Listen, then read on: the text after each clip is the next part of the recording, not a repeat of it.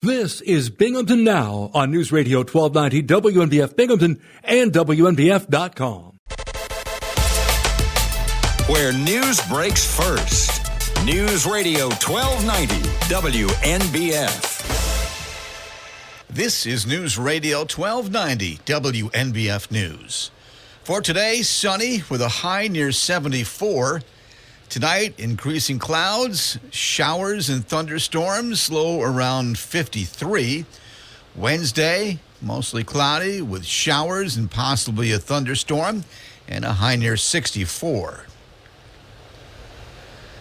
Thousands of people gathered at parks and other viewing areas around Broome County to experience the long-awaited partial solar eclipse on Monday.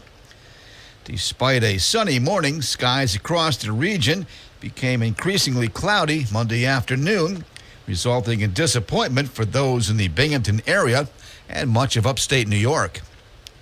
The Copernic Observatory and Science Center in Vestal drew a large crowd as the peak viewing time approached, but they didn't get the show they had been anticipating. Several dozen people showed up at the normally quiet Round Top picnic area in Endicott. A few sprinkles fell over the park, and the cloud cover persisted past the 3:25 p.m. eclipse.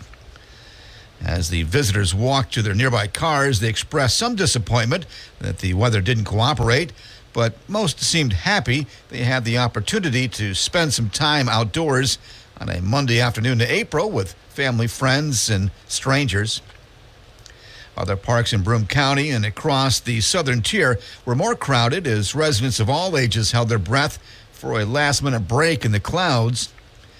Forecasters at the National Weather Service office at the Greater Binghamton Airport in the town of Maine caught a bit of the eclipse action. The office reported on social media that staffers were able to see a bit of the partial eclipse through a hole in the clouds. The spot where a popular Binghamton bowling alley once stood is being transformed into a residential complex for veterans. Construction crews have been busy on the site of the $12.2 million project on the city's north side. 10 tiny homes will be built where the former state bowling center operated for decades. Broome County acquired the 1.6-acre site from the Salvation Army for $180,000. In addition to the 5 single and 5 double residential units, the county's project will include a Veterans Resource Center.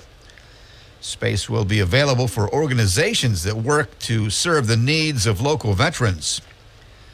Speaking on WNBF Radio's Binghamton Now program, Garner said a lot of excavation work has taken place as work begins on the foundation for the Resource Center. The county executive said the construction activity at the site will accelerate with the warmer weather.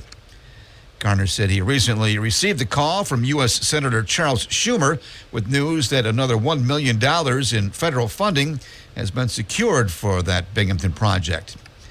The Veterans Resource Center and the tiny homes are to be substantially completed in May of next year. According to the Broome County District Attorney, Andrew Bethune of Binghamton was sentenced in Broome County Court on April 4th to 4 years in New York State Prison, followed by 3 years of post-release supervision for criminal possession of a controlled substance in the third degree. On January 25th, 2023, authorities conducted a search of his apartment at 111 Oak Street, Apartment 4 in Binghamton. During the search, they discovered over an ounce of cocaine, an ounce of fentanyl, an eighth of an ounce of meth, packaging materials, a digital scale, and $5,481 in cash. A New York appeals court judge has rejected former President Donald Trump's request to delay his April 15th hush money criminal trial while he fights to move the case out of Manhattan. The decision came Monday, a week before jury selection was set to start. Trump's lawyers had argued at an emergency hearing that the historic trial should be postponed while they seek a change of venue to move it out of heavily Democratic Manhattan. In a separate appellate matter, Trump's lawyers are challenging a gag order barring him from making comments about jurors, witnesses, and others connected to the case. The appeals court will hear the matter on Tuesday. That's a look at news. For updates on local news, weather, sports, and features, open up the WNBF app and online at WNBF.com. This is News Radio 1290 WNBF. News Radio 1290 WNBF.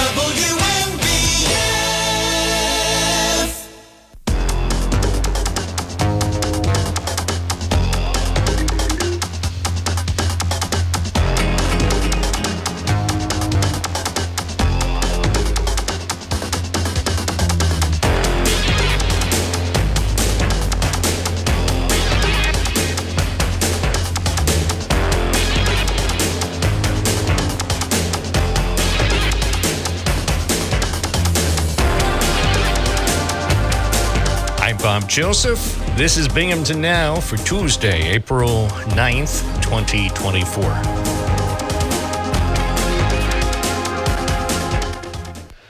And we welcome you to another 3-hour episode of live radio. There is no script, there is no teleprompter, no talking points, as they say. It's the one-man show, assisted by viewers like you. People who call 607-772-1290. So if you want to participate and guide the direction of radio's most interesting cargo ship, call in and keep us on a straight course. 607-772-1290. Oh, what a beautiful morning. Sunny skies. And spring is in the air. Hi, WNBF. You're on the radio. What's your first name? Where are you calling from? Good morning, Bob. Vic from the Forks. Welcome, my friend, to the show that cannot end. The first caller. I don't think I've ever been the first caller before. Congratulations. We'll put your name in a drawing. Well, I'm calling for a public service announcement. Yesterday, I got a bill from Netflix for $11.99. That's the monthly charge. I paid it like I do every month. It turned out to be and the only way I knew it was a fake bill was because right after I paid it, I saw Oriental writing. I don't know if it was Vietnamese, Chinese, or whatever, so I'm not going to name a country. But there was Oriental writing that flashed just for a brief second, and then it went to paid. And they took $300 out of my account, which my bank is reimbursing me for because I already disputed it. But be careful. That's all. Just be careful because this bill looked exactly like the ones I always got. And I kept a copy of it for the bank. There's fraudsters out there. They're going to do everything they can to take your money. And, you know, I'd like to take this opportunity to commend U.S. businesses and banking institutions for prompting most Americans to switch over to online payments. Thank you. Thank you to U.S. businesses and banking institutions for taking what used to be a relatively safe way of paying your bills and now making it fraught with potential and allowing bad actors to steal billions of dollars from your customers. So I would name names, but the program is only on for 3 hours. And I got to say, one of the things that really, really frustrates me is whether it's electric utilities or natural gas utilities, cable companies, streaming services, anything, newspapers, anything. They want you desperately to pay online. So over the last, 10 or 20 years, they incentivized people to do online payments. Oh, save the cost of a stamp. Ooh, it's easy and fun and safe. Well, A, it's not easy. B, it's not fun. And C, most of all, it's not safe. And so think of how many people have lost billions of dollars over the last several years because they switched to online payments because they were assured that those payment systems were safe and secure. Well, I think we're in trouble in another way, too, due to the blackout yesterday. I have a funny feeling that NYSEG is going to ask for a 30% increase due to a 2-minute loss of production. So, NYSEG doesn't have to use that as an excuse. They ask for rate increases with impunity anyway. Yep, you know, you're right. whatever it is, I don't even pay that close attention to NYSEG rate cases anymore because, again, this is a very generalized version of how it goes. So don't look up the numbers because these numbers are exaggerated for purposes of this illustration. So say it's whatever, April 9th, 2024, and NYSEG wants more money starting about a year from now. So they put in a request to the Public Service Commission, which really needs to be renamed because the name on, it's like Help the Utility Commission. So anyway, so they put in the rate filing with all their necessary supporting documents why they need more money. And to be fair, every company, including NYSEG and all companies, do need more money as time goes on to cover their cost and higher wages and so on and materials. But say, again, this is for purposes of illustration. So for the rate request they might submit to the Public Service Commission today, we request a 50% increase for electricity and natural gas. That's a request. I guess they probably have to do two separate requests, and the Public Service Commission comes back and says, oh, no, 50% is too high, so we're going to grant you a 32% increase or whatever. And then the governor and members of the assembly put out their perfunctory press releases decrying a utility rate hike and saying how unfair it is to their already cash-strapped constituents. And then the rate increase takes effect next April 1st anyway. So, nothing gets done. Remember Governor Cuomo made a big production at one point about going after electric utilities and cable companies because it was politically popular. And then when push came to shove, they kissed and made up, as we knew they would. Remember the one time he said, I'm exaggerating for a radio broadcast. But anyway, talking about kicking Spectrum out of New York State. Spectrum Cable was never going to be kicked out of New York State, and he knew it, and I knew it, and you knew it. It was all, New York government kabuki theater, and I'm fed up. I'm fed up with press releases that are just being put out there to placate the angry masses when in fact the lawmakers have no intention of taking action against these big businesses.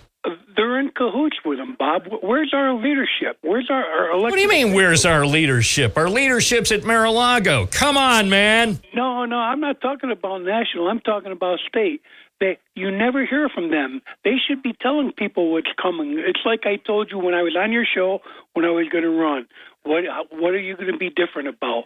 And I said to you I was going to be different by letting people know it's coming before it becomes law. But that's why you didn't get that many votes. The power structure is not going to support anybody who's different. The power structure, regardless of party affiliation, will only support those who will go along to get along. They don't want anybody who's going to rock the boat. That's true, Bob. That is so true. That's why we need to change the power structure here in Broome County. If you change it at local level, you change it at national level. It's that simple. You don't start at the top and work down. You start at the bottom, and you work up to make change. And if people went to school board meetings and town meetings and things like that and just listen, they would vote for somebody that spoke for their behalf and not for the behalf of the people running the state. Because that's what's going on. We don't have people that represent the people. We have people that represent their own families, their own interests. Well, sure. Of course. Right? No, that's not a news flash. Of course. Yeah, but that's true at all levels. I don't care whether it's the local level, the state level, or the national level. You have a certain number of families, and some of the names are known because they're office holders, but then there are also families at every level, local, state, and federal, that control everything behind the scenes. So if you live in Broome County, you know who the 12 families are who control things here, even if they're not in political office. They're the ones behind the scenes, and they love it. And they never answer questions. They don't do interviews because they love it. And they don't do debates. Of course not. Right. What's to debate? They are happy with the status quo, and why would they ever give the time of day to an opponent who might even have the slightest chance of defeating them or changing the system? So they're not going to aid and abet somebody who has new ideas. You know that. Come on. Proof of what you just said is our newly elected DA who goes on Facebook and on Twitter and puts out comments, but does not allow people to comment on what he says. And well, why would he? It's against Why would he want to hear comment from opponents? Because he knows he's not fit for the job. That's not the answer is who wants to hear criticism? Exactly. Well, exactly. So why would he enable comments? Well, because by law he's supposed to. Well, and who's going to enforce the law, Vic? It's like, by law, jaywalking's illegal in Binghamton, and yet I do it, between 2 and 20 times a day. The laws aren't enforced. The laws, we have in this country, I'm afraid, millions of laws that are on the books that are not enforced on a regular basis. So whether it's jaywalking or shutting comments off your social media when you're an elected official, who's going to enforce the law? The police? Look, the police are on his side. The police endorsed him. This segment of your show should be on a TV commercial. Our discussion because of what you're saying, not because of what I'm saying. And the voters need to be educated, Bob. For once, I agree with you 100% on everything that you're saying. And that's the problem with voter apathy in this county all the way through the nation. People just vote for whoever has the most postcards or lawn signs. It's all about the dollar. Like everybody always says, follow the money. But if we don't quit following the money, we're going to lose our state, country, and period. That's it. We're going to lose it. And we're already getting freedoms taken away. Little by little, they take away more and more so that it feels normal, but it's not normal. It's not normal to go out there in the street and get arrested because you have a sign that says abortion is wrong. It's not normal for that. It's not normal to get arrested because you're pro-abortion. What's going on in this country, it's a travesty to our forefathers. Well, anyway, I still love this country, but it doesn't mean that we can't make some improvements. Appreciate your call. Thank you, Victor. That's the story from the Forks making contemporary news. Again, what elected official anywhere at any level wants to be subjected to public comment on social media? You've seen what the public leaves for comments on social media. It is stunning. The way people interact with each other on social media is simply stunning. It's out of control. So there's no point in allowing comments. Who wants to be subjected to that level of vitriol? So I understand. I didn't say it's right they shut off the comments. I say I understand why. This is Bob Joseph, although I will be taking your comments between now and noon at 607-772-1290. That's because this is Binghamton Now, unfettered by AI. From the Galt Auto Studios, this is WNBF News Radio AM 1290. Also available at 92.1 FM. Save in a big way at Galt Chevrolet.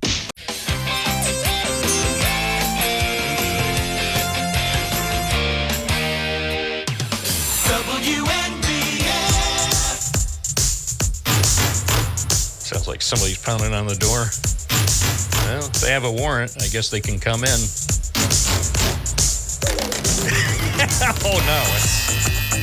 Actually, they're not pounding on the door. They're putting together some kind of music. It's 9:25 with Bob Joseph live at WNBF, the station that really gets it done. And every Tuesday morning at about this time, we strive to speak with Karen Sweet O'Neill. The following live segment is sponsored by KSO Insurance Solutions. Good morning, Karen. Good morning, Bob. How are you? Great. How you doing?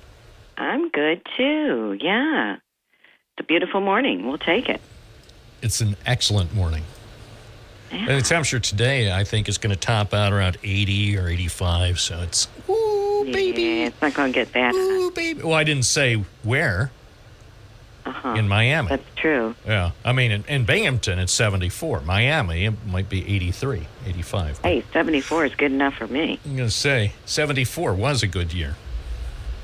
For I won't say for tires. where I was in 74, but yeah, it was actually a good year. Yeah, for tires. It was a good year. Get it? I get it. And then the people who make Firestone and Bridgestone are saying, you're showing partiality. Well, maybe I am. Anyway, what's on the agenda for your highly acclaimed segment, your Wednesday segment tomorrow? Well, we're going to talk about 401ks and IRAs, inherited 401ks and IRAs, and the rules and regulations that go along with those, because it's not like a life insurance policy. When someone passes away, the most common way to take the funds is a lump sum because it's income tax free. Not so much with the 401ks and the IRAs, because these are tax qualified accounts, Bob, and tax qualified accounts means that they haven't paid tax on the money yet. So Uncle Sam has not gotten his cut.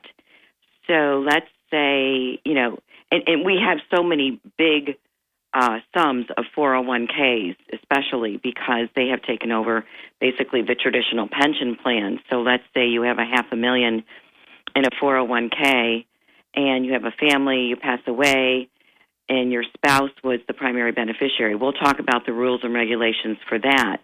But what if your spouse wasn't the beneficiary because you didn't have a spouse, or she predeceased you, or vice versa, and your children are the beneficiaries? What are the rules and regulations for taking that money? And why are there rules and regulations? And basically it's because these are tax-qualified accounts. So we're going to talk about that because it happens on a daily basis, as you can well imagine. And it's really important to make sure that you understand the tax implications when you inherit one of these tax-qualified funds. We are at 1708 Vestal Parkway East, up above Plato's Closet and Style Encore. We're one level. You drive right up to us. You can reach us several ways for an appointment. You can simply give us a call at 607-772-4898. You can also Google us at KSO Insurance, and all our contact information comes up, including our website. And if you missed the phone number, we have a big display ad under insurance in the Yellow Pages. Karen, we will speak tomorrow at approximately 9:20 Eastern, 8:20 Central, and 6:20 Pacific time. Excellent. That covers our nationwide viewing network. It does. All right. Have a great day. You too, Bob. Take care. WNBF Live, the WNBF Network. Beep-doop.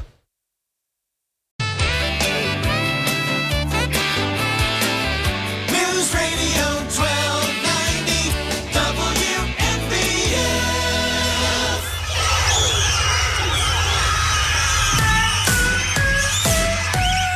It's WNBF having fun. It's Spring Radio, 92.1 FM, 1290 AM, WNBF.com.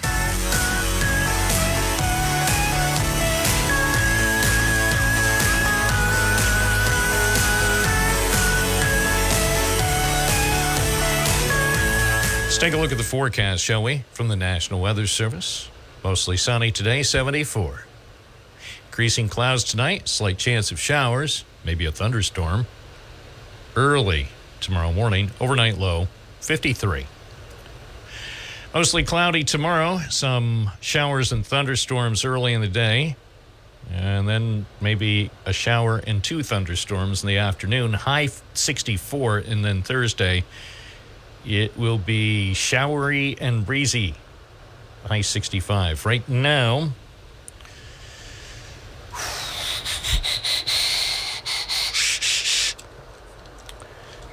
it reminds me, I have to call the guy. I need to replace the mercury in this thermometer. It's getting a little gloopy. It's 47 Fahrenheit, 8 Celsius here at WNBF, the station that brings you Celsius more often. Oh, and air quality. We do air quality even when you can't see the air. So this keeps you updated. So, for example, although the air quality in Binghamton is still good, it's getting worse. It's getting desperately close to not too good. Still good. It's AQI is 46 right now because of ozone. So it's nothing like, remember last June? Gotta tell you, it was just a little bit much. I don't like to see the air that I breathe.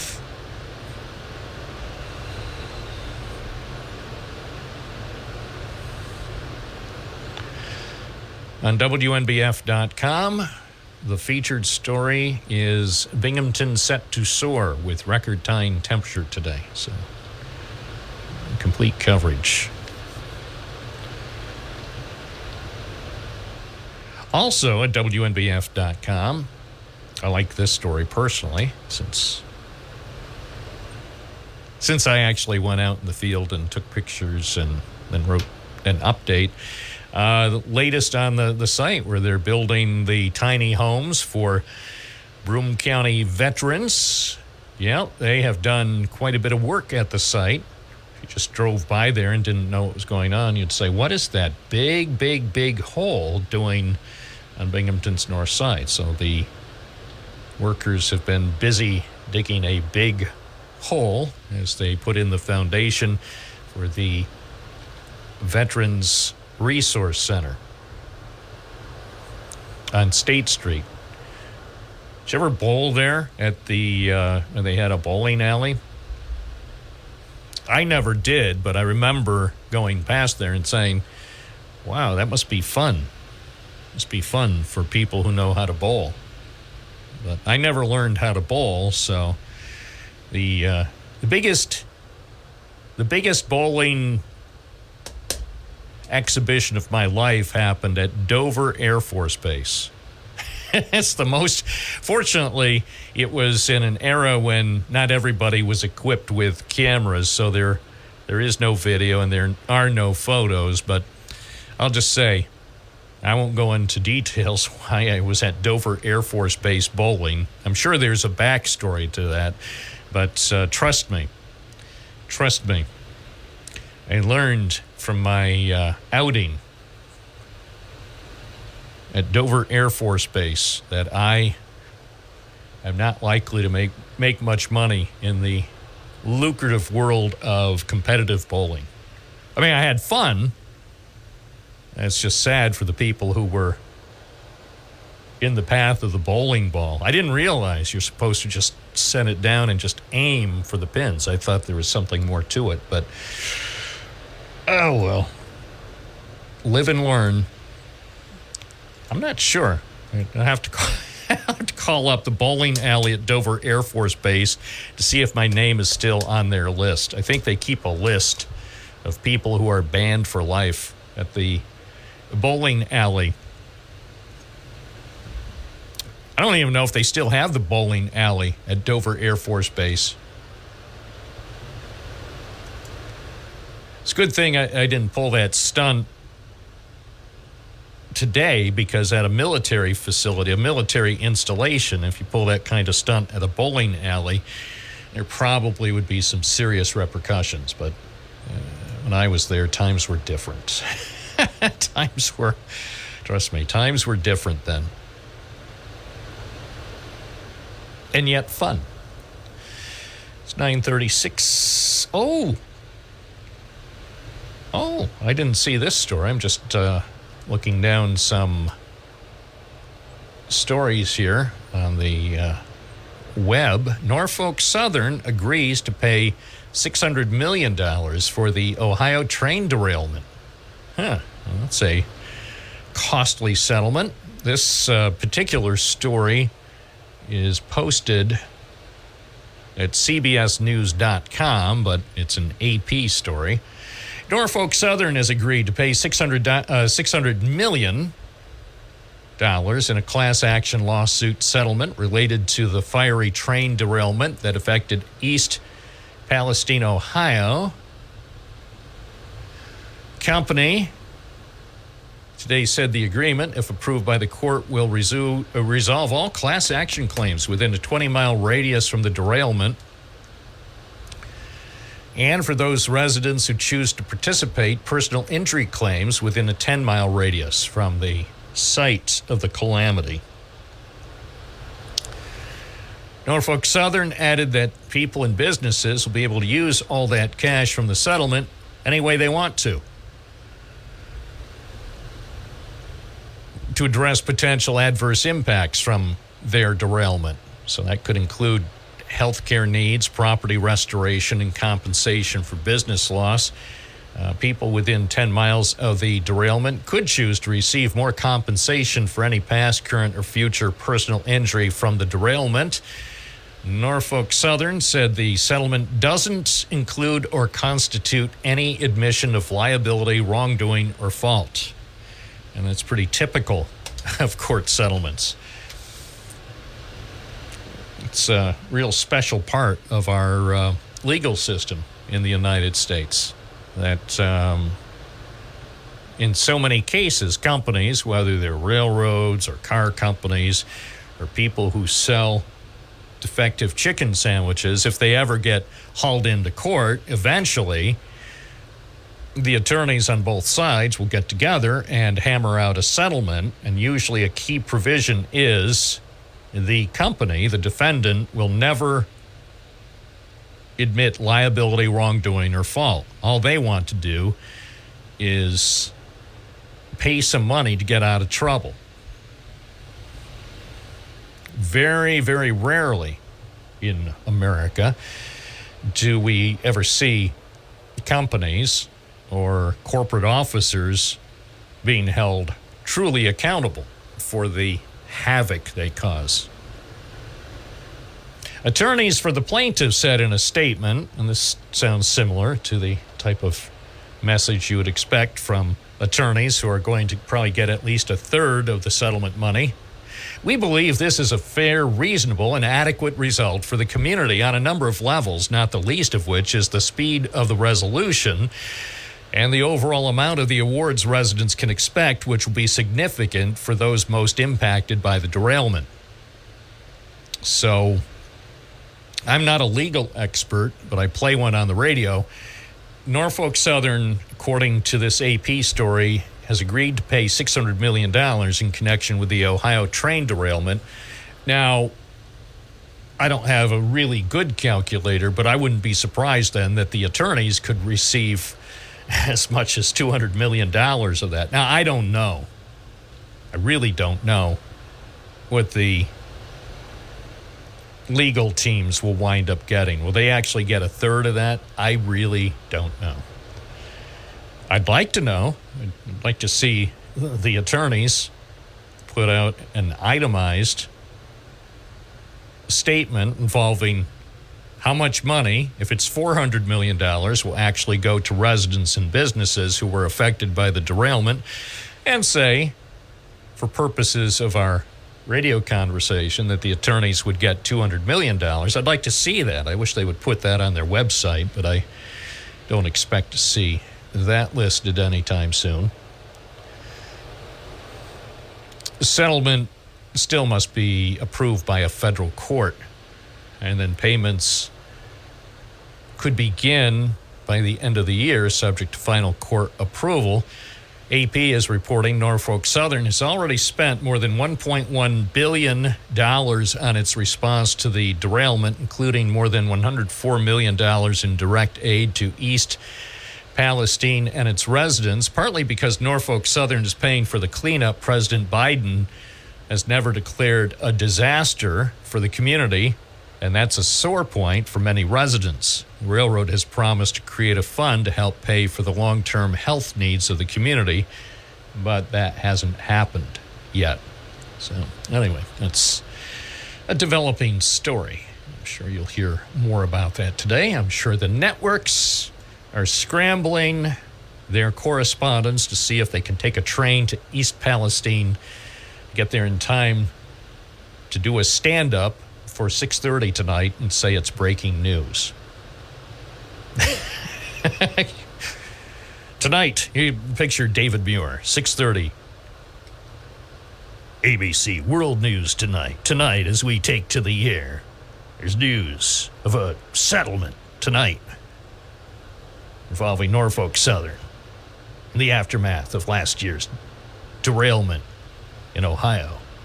Tonight, we have our correspondent on the ground in East Palestine. And then she says, David, tonight, the residents of East Palestine are celebrating with nickel wings and shamrock shakes. It's 9:43. This is Bob Joseph at News Radio, WNBF 92.1 FM, 1290 AM, streaming at WNBF.com.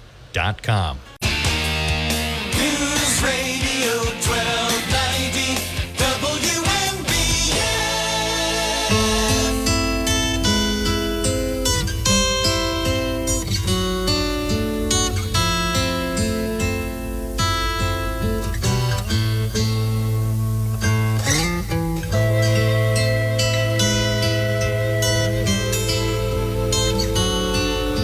WNBF, live at 9:45. 92.1 FM, 1290 AM. Stay connected using the free WNBF app. Now let's go back to the phones. DJ from Binghamton, good morning. You're on the air. Good morning, Bob. I am so happy to talk to my brother from another mother. How are you today? Love and life, baby. Love and life. We sound like the PBS people. You know how Saturday Night Live made fun of the PBS broadcasters? They would talk like this. Oh, you and Jerry Smith do that sometimes. Jerry Smith's a riot. He does that sometimes. I'm auditioning. I want a job over at C-SPAM because you have to, at C-SPAM, you have to take all the calls and never show any kind of emotion. All right, let's go to the Democrat line from Utah. Oh, hi, Brian. I just wanted to say something outrageous. It's outrageously outrageous. And then you're the C-SPAM host, and you say, oh, thank you for your call. Now to the Republican line in South Carolina. Good morning. You're on the air. You know, can you imagine working for C-SPAM? Well, good morning, Bob. This is George from Allegheny County. I'm voting for Joe Biden because I love the government, I love America, and I like to be rich. So I'm voting for Joe Biden today. What do you think about that, Bobby? There you go. Well, at least you're not running one of those D.C. pizza establishments that's got criminal activity going on in the attic. Hey, my favorite president, or almost president, Don Morgan in the morning, you know, I was going to write in his name. He said that Round Top, they were kind of grumbling amongst themselves because the clouds came. I understand. I didn't even get a chance to go, brother. That's why I said, Lord willing, to SUNY Broome campus, because, you know, I was working and I tried to make it. But I watched it on NASA.gov. So, yeah, it was historic, Bob. You know, I love history. I saw Ronda Rousey become the first woman kickboxer and Muay Thai champion. I saw John Bones Jones driving once on Grand Boulevard. Yeah. Oh, you know what? Was I with him in the? No, I wasn't with him. John Bones Jones is one of UE. Go UE. They're playing. Friday. They're playing against Johnson City. I can't say which sport because I'll be violating their HIPAA. But anyway, how are you doing? And what's the subject of the day today? Let's talk about something interesting. The subject of the day is fresh cookies. Fresh cookies? Yes. I want to know what your favorite cookie is and why. Well, I love chocolate cookies with macadamia nuts. And when I'm in the kitchen and I'm baking, I have a nickname. They call me Chef Boyard DJ. So I cook and I bake at the same time. And that's my favorite cookie, the chocolate macadamia nut. What's yours? Well, that's a pretty good one. My favorite, absolute favorite, is just a simple chocolate chip cookie without any nuts. I mean, I like them. Don't get me wrong. If they want to put different nuts into a chocolate chip cookie, that's okay. But still, my favorite of all time is just a plain, unadorned chocolate chip cookie. Really? Not a tiny one, and not a giant one. Yeah. A medium-sized one, and not these crispy ones. I mean, it's hard to describe. It has to be just right. A certain little bit of crisp depends. How, you have to know exactly how to bake it, and I'm convinced you have to know the exact number of minutes to leave it in the oven and get it out just in time. And you don't want it to the point where the edges are burned, but you want it browned just right. And then you let it cool a bit, and then you get one of those 64-ounce glasses of milk and 2 cookies, and you go nuts, man. Go Bob. Nuts. You're talking my language. Yeah, I do 15 minutes exactly the way, not too brown. You know what? So if you go too much, they're going to be hard and crunchy. So I do it so they're like brown but still soft when you bite right. Right. You need to test out your oven. Every oven has unique characteristics, so you leave it in for the exact length of time. You may have to, if you're using a different oven or someone else's oven, you may have to do 2 or 3 test runs to find out what the optimal baking time is, and then you do it and you follow it precisely. And by the way, when I said 64 ounces of milk, I want to say, kids, don't do that. Do not ever drink 64 ounces of milk. I was just joking. I would never drink 64 ounces of milk. That would cause your brain, if you have a brain, it could explode, I suppose. And you might get acid reflux. Hey, people might not believe this, but there's a ghost in my house, right? And he goes by the name Cookie Monster, and his name is Chase. So if I drop a little bit of the cookie, if it's warm on the floor, he'll dodge at it. He's a hunter. He hunts all the crumbs on my kitchen floor. He's my Chase. I wish I would have come to Round Top and brought him yesterday. He's my dog. He's my new companion. And oh my gosh, he's a cookie monster. He just loves to stand by the stove. If Master drops something, he's devouring it. And he shakes if I throw something, my washcloth, my underwear, he shakes it like he thinks it's a rabbit. And he savagely shakes it with his head. He's a blast. You're going to meet him one day, Bob. Gosh, I hope so. All right. Well, you lead a charmed life. Thank you for calling in. That's the story from Binghamton making contemporary news. It's 9:52 at WNBF. Who's going to call next? We have no way of knowing. But you and I will find out together. 607-772-1290. Virtually all topics are on the table, except for 2. Call in and find out which 2 topics are not on the table. 607-772-1290. Binghamton Now at 92.1 FM, 1290 AM. Streaming at WNBF.com.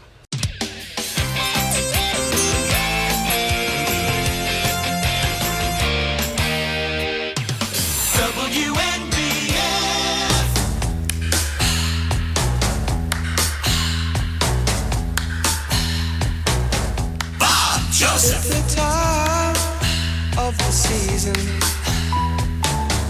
when love runs high. In this time, give it to me easy and let me try with pleasured hands to take you in this time to promised lands, to show you everyone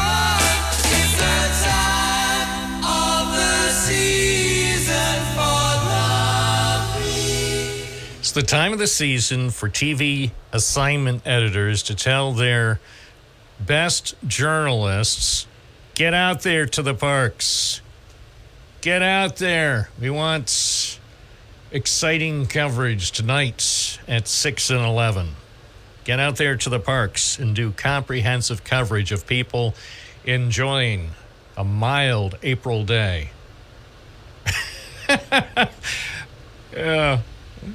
Coming up tonight at 6. We go to the park and find out what people think as temperatures soared into the mid-70s. Complete coverage. Talking to Pips, people in the park. Hi, what are you doing here at Otsinengo? Oh, enjoying the very mild temperatures. I can't believe it's 75 on April 9th. You. Why are you at Otsinengo Park? Oh, I'm here to smash and grab. Oh, I'm kidding. Otsinengo Park. I talked to more people yesterday who had more stuff stolen from their vehicles at Otsinengo Park. So I continue. And this is not a warning or an advisory just for Otsinengo Park. This is for all parks everywhere. If you go to Otsinengo Park or to the dog park in the town of Owego or even to Round Top Picnic Area, keep at least one eye on your car because there's somebody out there smashing and grabbing and smashing. No, not that guy. I know you're saying, well, I think he admitted as much during the Billy Bush interview. No, not that guy.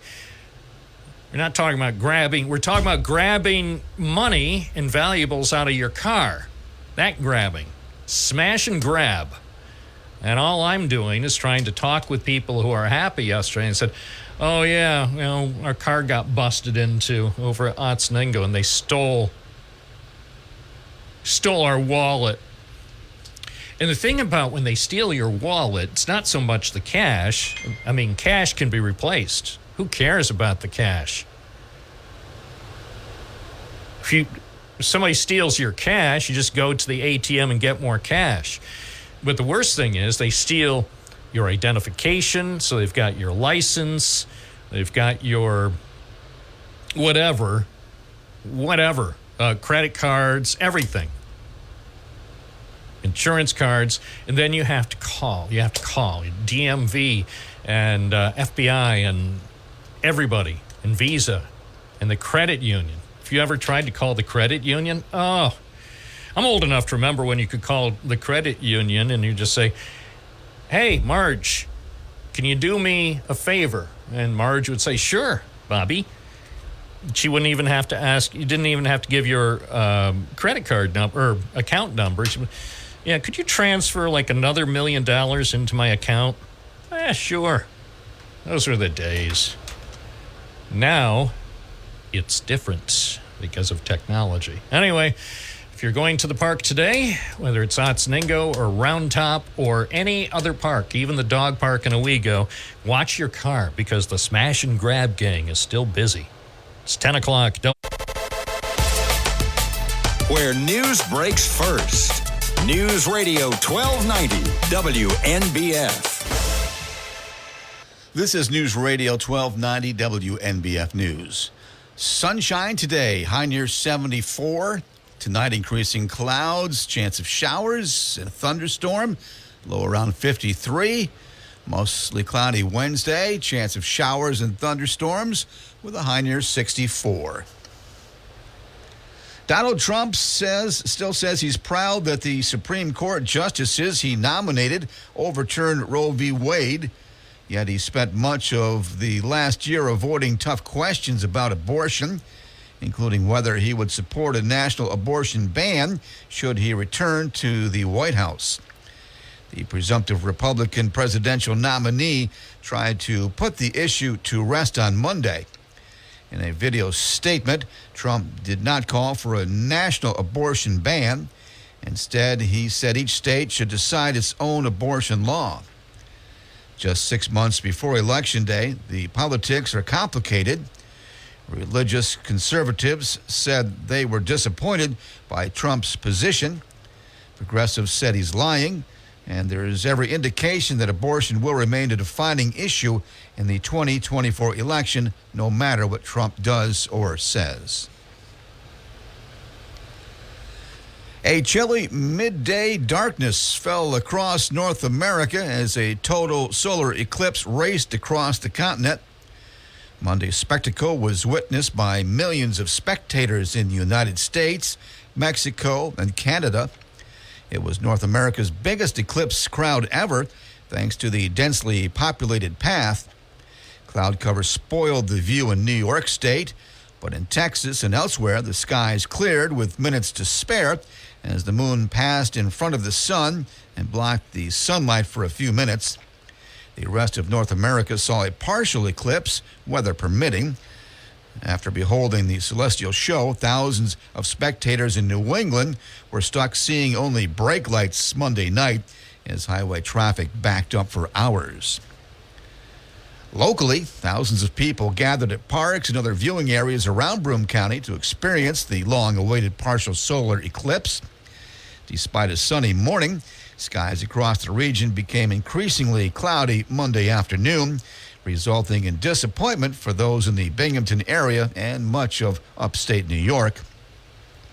The Copernic Observatory and Science Center in Vestal drew a large crowd as the peak viewing time approached, but they didn't get the show they had been anticipating.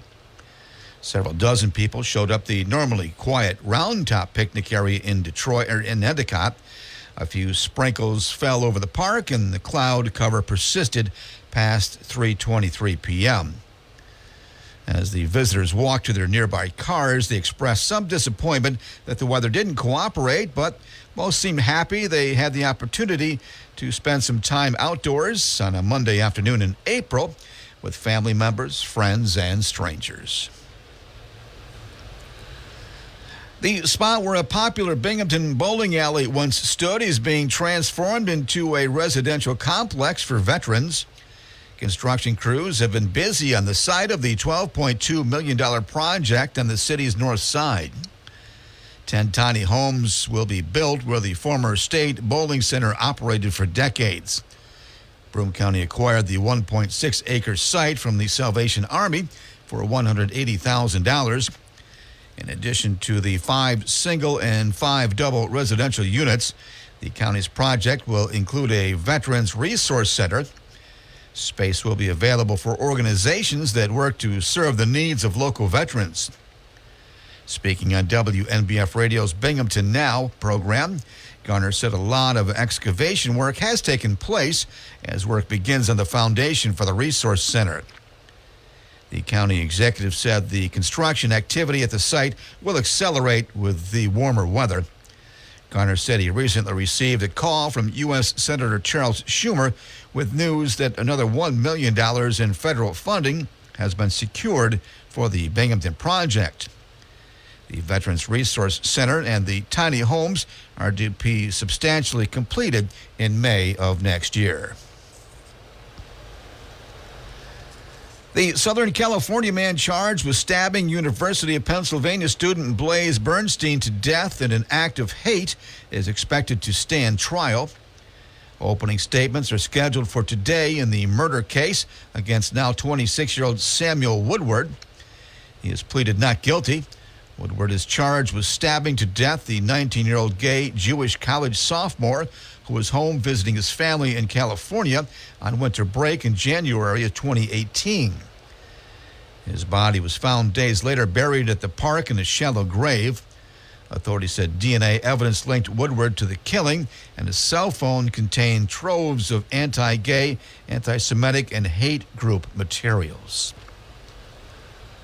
That's a look at news. For updates on local news, weather, sports, and features, open up the WNBF app and online at WNBF.com.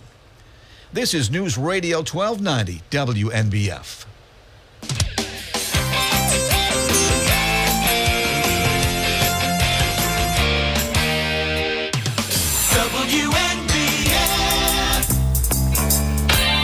I'm Bob Joseph.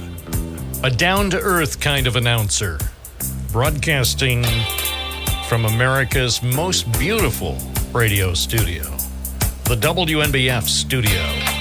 Taking your phone calls now for Binghamton Now, 607-772-1290, 607-772-1290 to call and talk. Giant steps are what you take, walking on the moon. I hope my leg don't break, walking on the moon. We could walk forever, walking on the moon. We could be together, walking on the moon. That's right. And you could listen to Binghamton Now using the free WNBF app. So could it possibly get any better than that? I see on one of the job websites, they're now paying between $22 and $44 for proofreaders. So if you want to be a proofreader, I didn't know you could make that kind of money. $22? What is it, $22 to $44 an hour for a remote proofreading job. Here's one job opportunity for proofreading. If you are looking for a clear career growth path, fully remote work, flexible hours, the opportunity to work a variety of projects and quality content,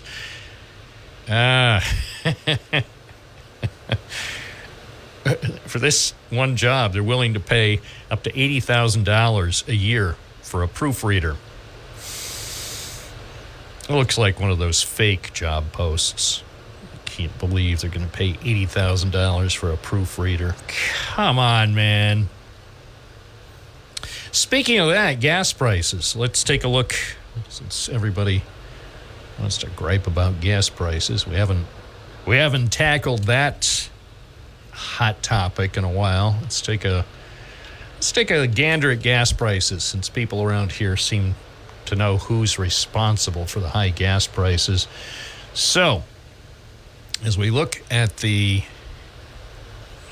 official listing of gas prices across New York State, the current average price for gas in New York, according to AAA, I don't know where they have their meetings. The AAA, they must have weekly meetings somewhere. Anyway, AAA.org, no, correction, AAA.com, as the current average gas price in New York State at $3.46 and 0.8 of a cent. So say, for rounding purposes, $3.47 a gallon is the average price. The average price in Binghamton, believe it or not, for those nattering nabobs of negativism, the average price in Binghamton, according to the AAA, is 5 cents lower than the state average. So there you go, kids. Well, Binghamton gas prices are always higher than the state average. No, not according to AAA. Binghamton current average gas prices, at least for regular, $3.42. The highest price ever for the Binghamton market was about 2 years ago, when it got up to, the average got up to just over $4.98 a gallon. I think I remember that because it was in June of 2022, and I remember taking pictures of a couple of stations that actually had posted prices a little bit above $5 a gallon. So let's put it this way. I say Binghamton motorists have nothing to complain about with current gas prices. Again, if you think back to about 2 years ago, late spring of 2022, when people were paying about $5 a gallon, here we are today. Average prices are $3.42. I drove by one petrol station with a posted price this morning. I think it was $3.37, $3.35. So Let's see, Elmira. Ooh. Go west, young man. Elmira gas prices are actually 9 cents a gallon lower than Binghamton, so you nattering nabobs may have a point. Let's see, Ithaca, I bet, is lower than Binghamton. No, it's not. No, I thought Ithaca prices would be a tad lower than Binghamton. They're actually 2 cents a gallon higher at the moment, according to AAA. Let's see, New York City. New York City gas prices are always good for a chuckle. The average gas price now in New York City is $3.49. So, as I said, for Binghamton area, $3.42. So, as I see it, we don't really have anything to complain about. And it's good gas, too. I talked to somebody in the industry, one of the guys who, his job is actually, I think the guys that drive the tanker trucks, I think the lingo is we are going to dump 1,000 gallons. When they make a delivery, it's we're going to dump whatever, 1,000 gallons or whatever into the tank. So here's something, too, since people, and I know you people,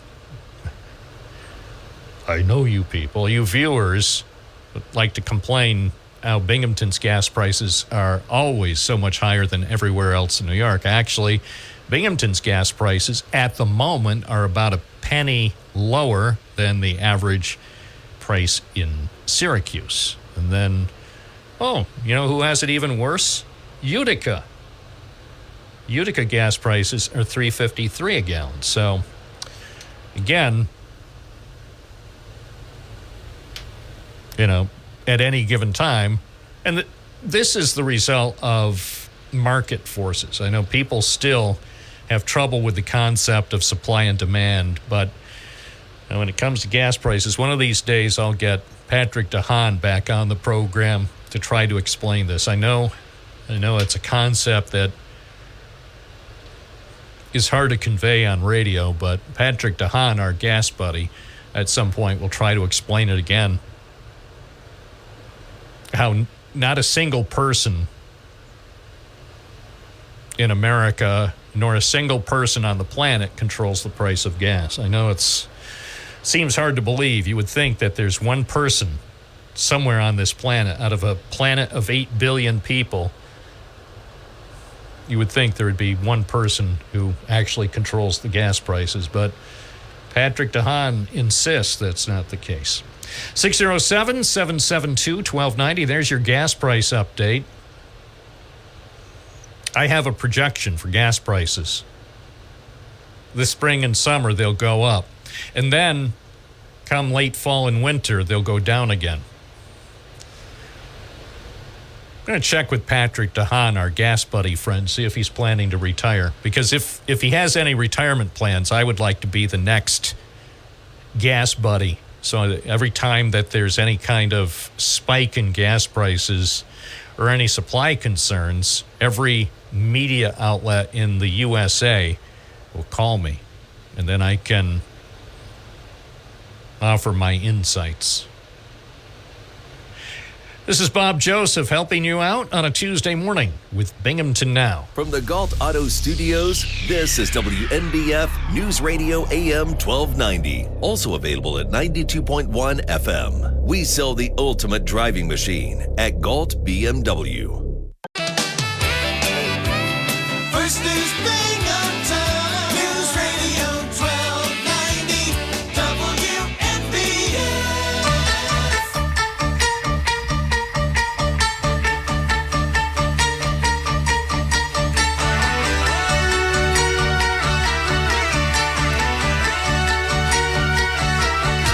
I've been cheated by you since I drove away.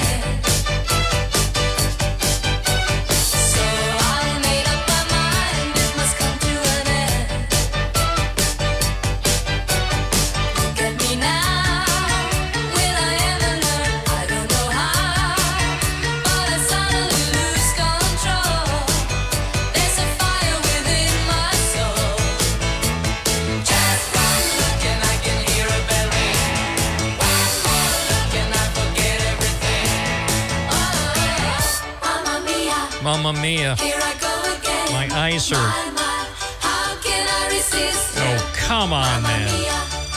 Does it show again? My, just how much I missed. Mamma mia, don't look at the sun. But Mamma mia, that's where the fun is. Now my eyes hurt. It's 10:21 WNBF. Oh, my goodness. No matter what happens, and this is, I think, a fairly accurate statement. No matter what happens, there are going to be people who complain about it. I'm serious. Take a look at yesterday. Yesterday is Exhibit A. No matter what happens, you'll be confronted with the complainers, the gripers, the whiners, the wieners. I mean, the people who can't take it. I think that's reflective of the human condition in 2024. And I'm not immune to it, I admit. Complain about everything. And sometimes about nothing. Oh, it's to this or to that, or why did they do this, or why wouldn't they do that, or I know. Hey, if anybody points out to me, but Bob, aren't you the king of the radio complainers in the Parlor City? And the truth is, yeah, probably. But I can't help it because I'm a product of public schools. You know? And I'm not indicting public schools. I'm just explaining that's what gave me the foundation of what it's like to be an American, to be entitled to complain about virtually everything. Oh, the traffic signal is too short. It's too long. The color is too red. Whatever. I don't like the flashing yellow arrows that give me the opportunity, the invitation to make a left turn if I'm careful. The same opportunity we always had before they spent millions of dollars putting in those yellow arrows for left turns. You know, it was always that way. When you had a green light, you could always turn left at an intersection unless there was a sign saying you can't turn left. But they spent millions or billions of dollars now putting in irritating and hardly helpful yellow flashing signals. And I know somebody at DOT says, see, you're complaining. No, it's just an observation. You know, how were we in New York able to drive enjoyably and safely until the advent of all the yellow flashing arrows to let us know that we're allowed to turn left if we do so with caution and care? So, no, I'm not complaining. No, it means more jobs for people who make the yellow LED bulbs, I suppose. It was probably a make-work project by Governor Rockefeller. I don't know. I can't put my finger on it. 607-772-1290. It's Bob Joseph. Here's another situation that I find disappointing. Not complaining, just observing. The story is in the Washington Post this morning. Maryland leaders are going to Capitol Hill to try to get money to deal with the bridge catastrophe. Now, it's sad that it comes down to this. It says the Maryland governor, Wes Moore, will visit Capitol Hill to start to lobby members of Congress to fulfill President Biden's vow to fully pay to replace Baltimore's collapsed bridge. The wreckage still blocks the main shipping channel for the port of Baltimore and strangles a key economic artery to the region. The governor said, I'm going to Capitol Hill because I want to meet with them face to face and have them hear from me and the delegation directly as to why this is so important, not just to the state of Maryland, but why this is so important to the country. The Maryland governor said, I want to be able to spend time with members of Congress to explain to them that they have a responsibility, a patriotic responsibility to make sure that we can get the bridge rebuilt. Why does the governor of Maryland have to take time out of his busy schedule to actually go to D.C. to lobby members of Congress to get emergency money to deal with the bridge catastrophe. It should be a no-brainer. Regardless of your party affiliation, you should be willing to support Baltimore and the state of Maryland in their effort to get things fixed, clean up the mess, get the port fully operational, start planning a bridge that has a safe design, and then get it built. And the United States government should pay for all of it, because that's the nature of the issue. This is not like the Route 17 bridge there in Vestal, where you get a giant crater that damages vehicles, and then they have to shut down a traffic lane at the peak traffic time in the afternoon to fill a crater. That's different. That's New York State's problem. We don't expect federal money to repair craters on Route 17. That's the responsibility of New York State taxpayers. But when some foreign cargo ship conks out and crashes into a bridge, causing untold millions, if not billions of dollars in damage and killing 6 people, that's where the federal government steps in. So the Congress ought to get moving. The governor of Maryland shouldn't have to go explaining this. What's to explain? What's to explain? Didn't they read the story? Well, we in Congress, we want to really consider whether the U.S. government should provide the necessary funds to clean up the mess and design a new bridge and then build it as quickly as possible. Well, that's where the United States of America. When one state has a major problem, the United States of America works to help the people of that state.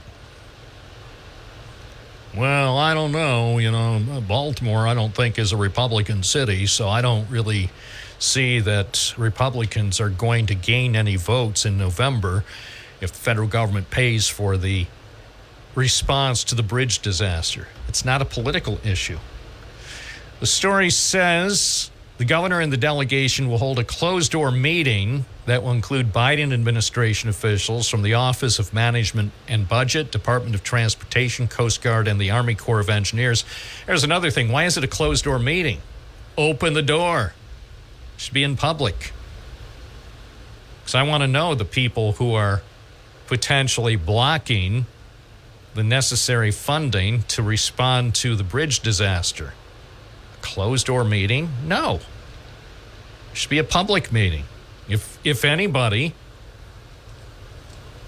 wants to stand in the way of helping Baltimore rebuild its wrecked bridge and respond to the disaster from a couple of weeks ago, if anybody wants to do that, they should go on record, raise their hand, give me your name and who you represent, and then explain why you don't think the federal government should help the city of Baltimore and the state of Maryland after this bridge disaster.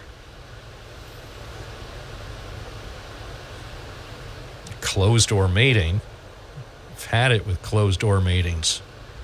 Closed-door meetings are for business. If you're running a business, of course, you're going to do your business in private. If you're going to raise rates this week, you make a decision in a closed-door meeting. If you're going to increase the price of Big Macs, you're not going to hold a public meeting to discuss why your Big Mac should be $8 next month or $10. You decide it in private. That's okay. That's business. Government should be in the open. Well, I don't know. I don't think reporters should be allowed to know what we're talking about. No, actually, reporters should be allowed to cover it, to know what you're talking about. It is our money. By the way, I'm not complaining as a taxpayer. I'm not complaining about the money, whether it's $1 or $2 billion that the federal government will ultimately spend to deal with the bridge disaster in Baltimore. I'm just saying, do it out in the open. And so the nattering people who just want to block the assistance, at least we know who they are.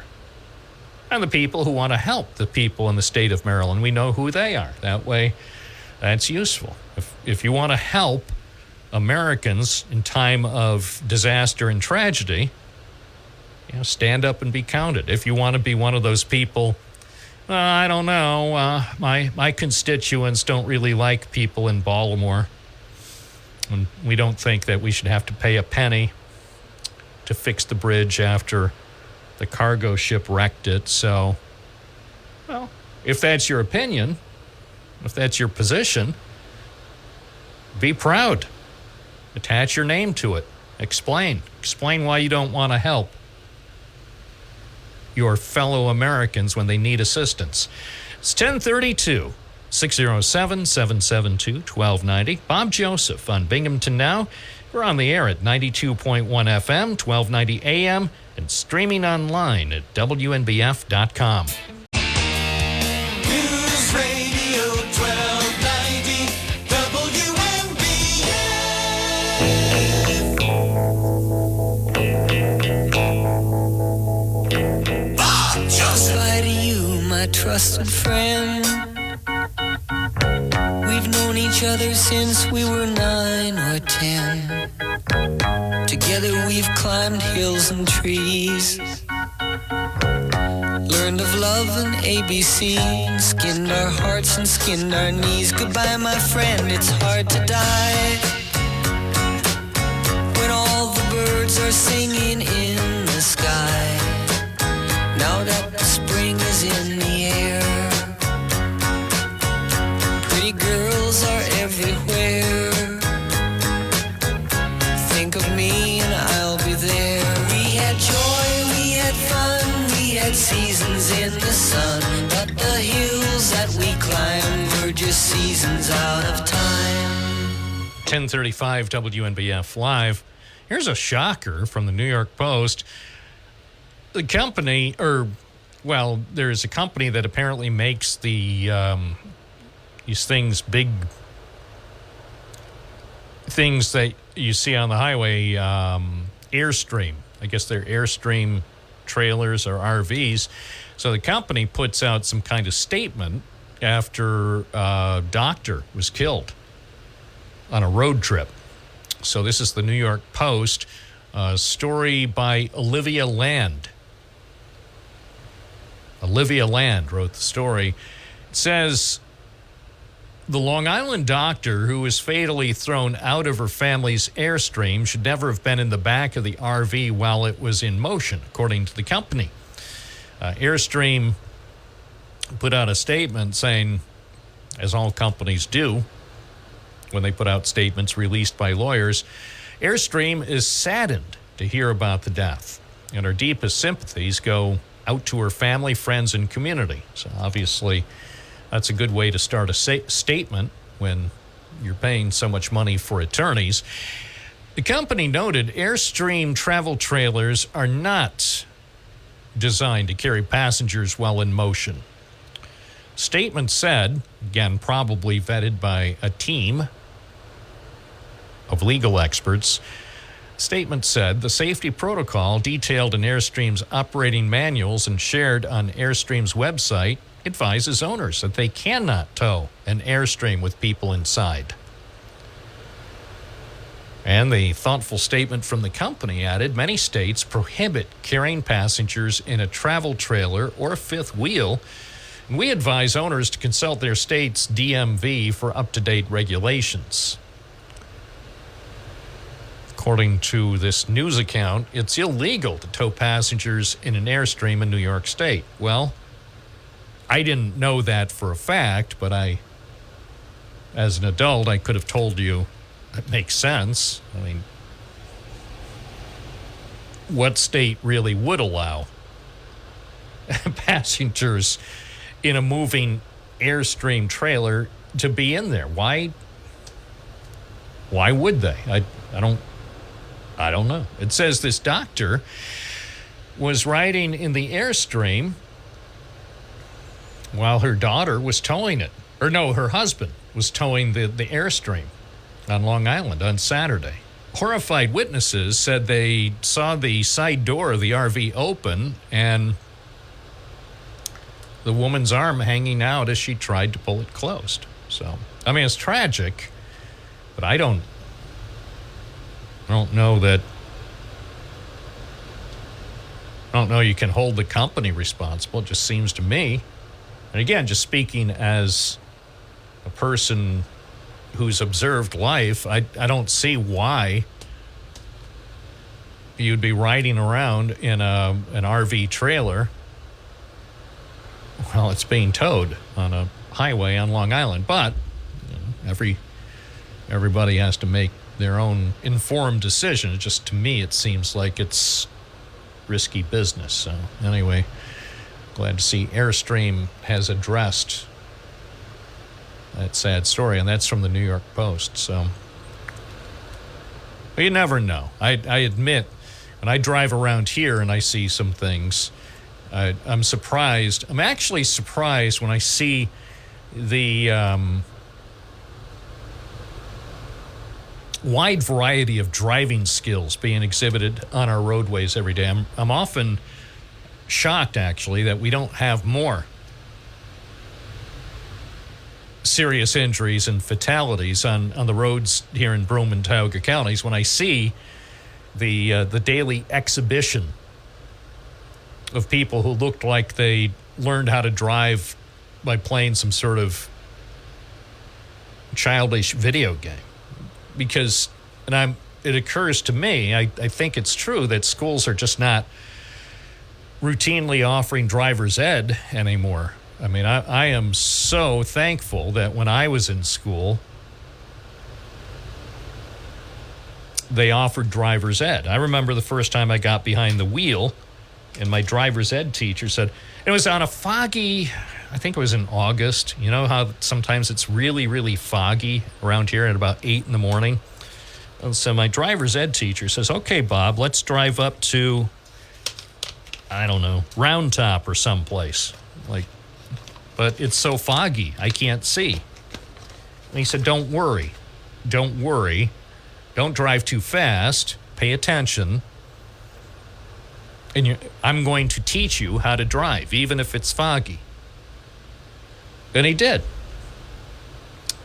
So I was fortunate to have that kind of a driver's ed teacher who actually had a clue and was pretty good at teaching teenagers how to drive a vehicle safely and teaching people the rules of the road and courtesy and be attentive and understand the laws and put on your seatbelt, that sort of thing. But I get the impression now from driving today that a lot of teenagers don't have that opportunity to have a thoughtful driver's ed teacher show them how to drive without killing themselves or other people. It's 10:41 at WNBF. We're live and local. Good morning. You're on the air. What's your first name? Where are you calling from? Hey, Bob. James from Medwell. Morning. Yeah, you remind me of when I went to UE back in 1974, and I went to driver's ed. I think it was 72, somewhere in there, 73. And we had Mr. Parker, and he's excellent driver's ed teacher. But one day after the flood, you know how it always used to flood down there in the ball field down there at UE next to Susquehanna River.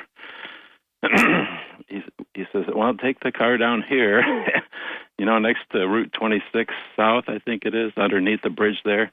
There's a little park. So we went down there. We had a carload of kids, of course. And I said, do you think it's okay if I turn around on the grass? He says, yeah, that's all right. So there's a bit of a slope down towards the river. Oops.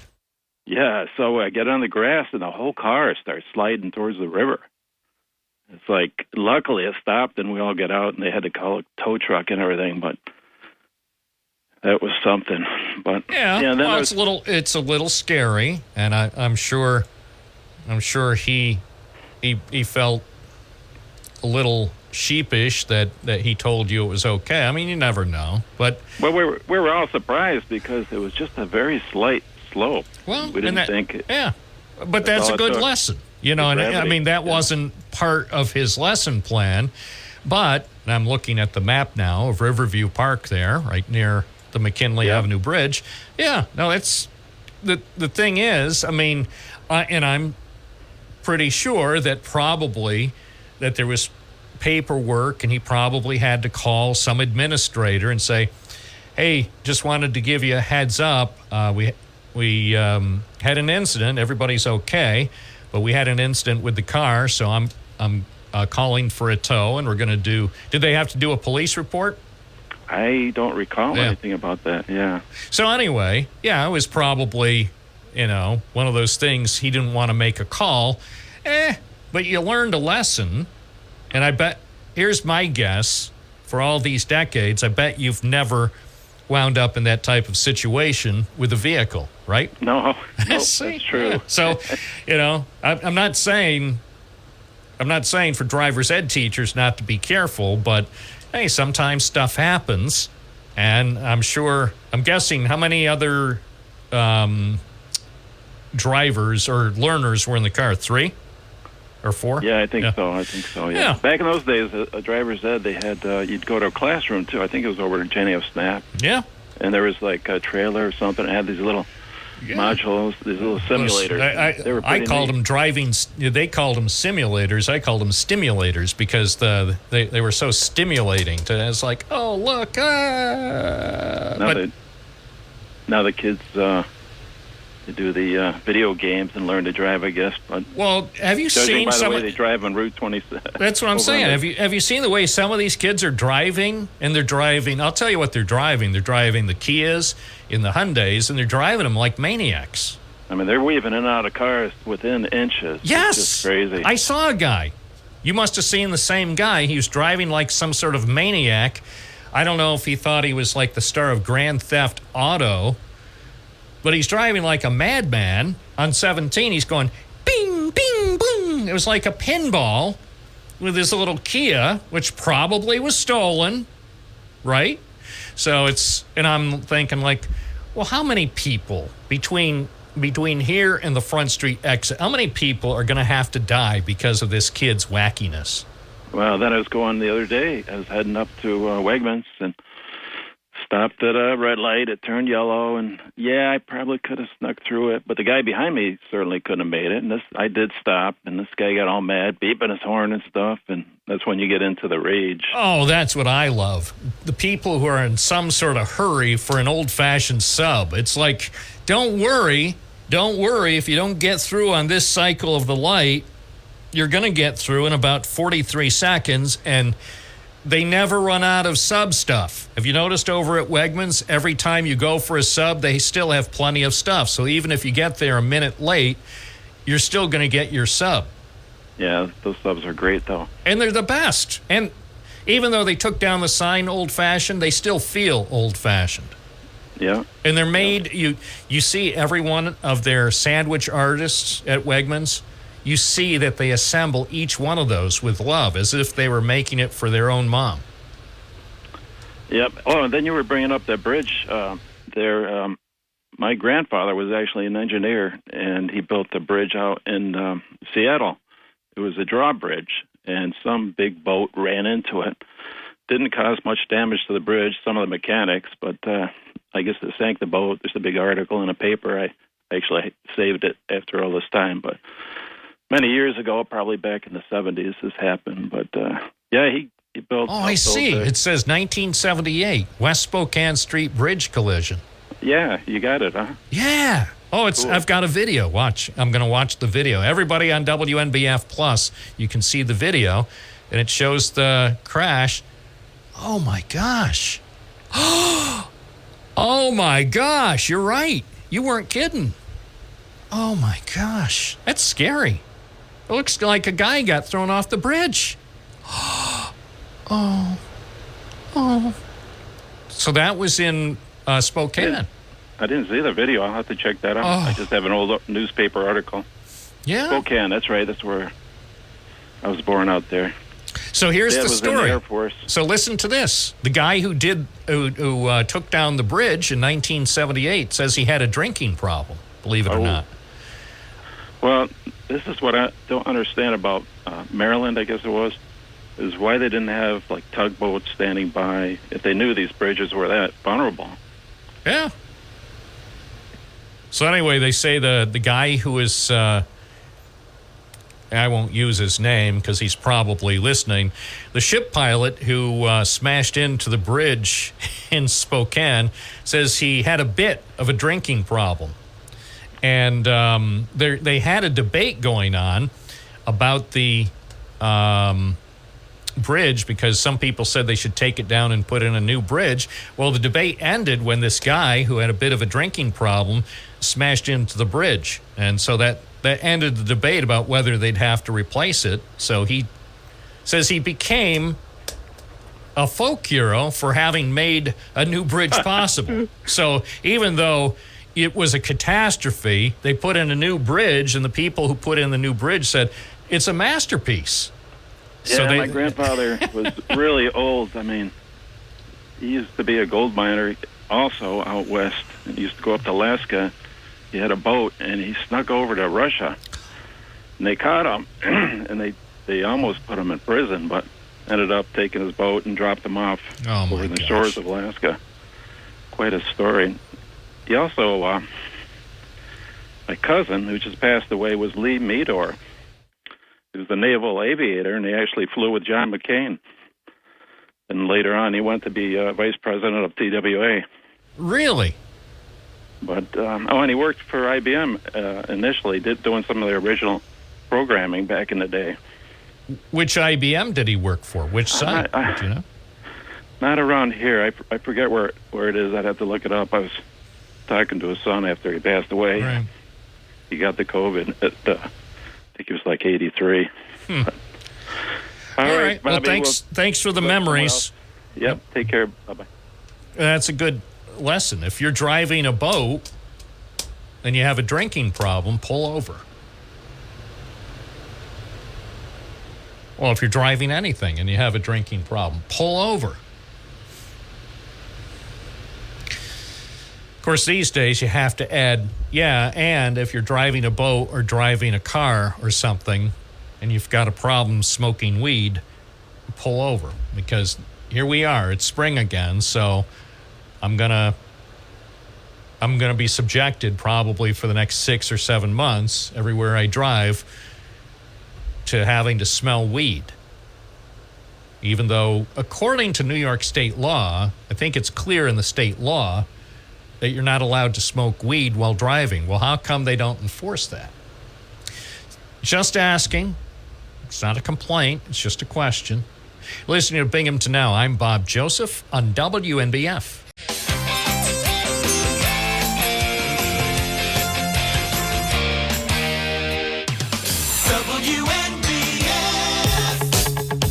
WNBF. Bill in Binghamton, you're on the air. Yes, I got a question about that Francis Scott Key Bridge. Does that company that caused the accident have insurance to pay for the bridge? I'm sure they have some. I don't think they have a $2 billion policy, but I'm sure they have some insurance. So I imagine the insurance company is going to have to pay a claim, but I don't know how much the policy was good for. I haven't heard that. It's a Chinese company that owns this ship, right? I don't know. Makes no difference to me. It's just, whoever owns the ship ought to be responsible for paying all the costs. The cost of cleaning up the mess, compensation for the people killed and hurt, and also everything it costs to rebuild the bridge. So that's my policy, whether it's Chinese or from Pennsylvania. Yeah, I agree. Well, who paid for that bridge out there in Spokane? I don't know. Had to be settled by now. Yeah, I don't know. I'll have to look. I'm sure somebody did. Yeah. But you make a good point that the people who are responsible for the damage should have to pay for it. Shouldn't ultimately. Now, in short term, I say the American people in the short term should pay for it because we need to get that place cleaned up and the bridge rebuilt. But ultimately, then the U.S. government ought to be reimbursed by the owner of the ship. Okay. Well, okay, well, that's what I was wondering because, you know... No, that's my opinion is, ultimately they need to reimburse the government for every penny as a result of that disaster. Thank you for bringing that up. Larry in Kirkwood, you're on the air. Hey, Bob. How about yesterday, man? That was pretty cool, huh? It was fantastic. Yeah, it was. I mean, we had all those clouds, so... Seeing the eclipse was a little difficult at times, but man, that was pretty thrilling. I mean, we only got to see like almost half of the eclipse happen before the clouds completely covered the sky. But I came in and I was watching the reaction on ABC News of all the reporters to the eclipse. I'll tell you what, that was pretty moving. It really was. They were most of them were just beside themselves. Yeah, no, it's just wild. Well, I'm glad we all were able to share it, and I appreciate your checking in this morning. Hope you have a good afternoon. All right, you too. It's 10:57, WNBF Live, an actual person in an actual studio who will actually release or answer your call. It's unbelievable. This is News Radio 1290 AM, WNBF Binghamton. Now on 92.1 FM, W221 EJ Binghamton, a Town Square Media. Where news breaks first. News Radio 1290, WNBF. This is News Radio 1290, WNBF News. For today, sunny with a high near 74. Tonight, increasing clouds, showers and thunderstorms, low around 53. Wednesday, mostly cloudy with showers and possibly a thunderstorm, and a high near 64. Thousands of people gathered at parks and other viewing areas around Broome County to experience the long-awaited partial solar eclipse on Monday. Despite a sunny morning, skies across the region became increasingly cloudy Monday afternoon, resulting in disappointment for those in the Binghamton area and much of upstate New York. The Copernic Observatory and Science Center in Vestal drew a large crowd as the peak viewing time approached, but they didn't get the show they had been anticipating. Several dozen people showed up at the normally quiet Round Top picnic area in Endicott. A few sprinkles fell over the park, and the cloud cover persisted past the 3:25 p.m. eclipse. As the visitors walked to their nearby cars, they expressed some disappointment that the weather didn't cooperate, but most seemed happy they had the opportunity to spend some time outdoors on a Monday afternoon in April with family, friends, and strangers. Other parks in Broome County and across the southern tier were more crowded as residents of all ages held their breath for a last-minute break in the clouds. Forecasters at the National Weather Service office at the Greater Binghamton Airport in the town of Maine caught a bit of the eclipse action. The office reported on social media that staffers were able to see a bit of the partial eclipse through a hole in the clouds. The spot where a popular Binghamton bowling alley once stood is being transformed into a residential complex for veterans. Construction crews have been busy on the site of the $12.2 million project on the city's north side. 10 tiny homes will be built where the former state bowling center operated for decades. Broome County acquired the 1.6-acre site from the Salvation Army for $180,000. In addition to the 5 single and 5 double residential units, the county's project will include a Veterans Resource Center. Space will be available for organizations that work to serve the needs of local veterans. Speaking on WNBF Radio's Binghamton Now program, Garner said a lot of excavation work has taken place as work begins on the foundation for the resource center. The county executive said the construction activity at the site will accelerate with the warmer weather. Garner said he recently received a call from U.S. Senator Charles Schumer with news that another $1 million in federal funding has been secured for that Binghamton project. The Veterans Resource Center and the tiny homes are to be substantially completed in May of next year. According to the Broome County District Attorney, Andrew Bethune of Binghamton was sentenced in Broome County Court on April 4th to 4 years in New York State Prison, followed by 3 years of post-release supervision for criminal possession of a controlled substance in the third degree. On January 25th, 2023, authorities conducted a search of his apartment at 111 Oak Street, Apartment 4 in Binghamton. During the search, they discovered over an ounce of cocaine, an ounce of fentanyl, an eighth of an ounce of meth, packaging materials, a digital scale, and $5,481 in cash. A New York appeals court judge has rejected former President Donald Trump's request to delay his April 15th hush money criminal trial while he fights to move the case out of Manhattan. The decision came Monday, a week before jury selection was set to start.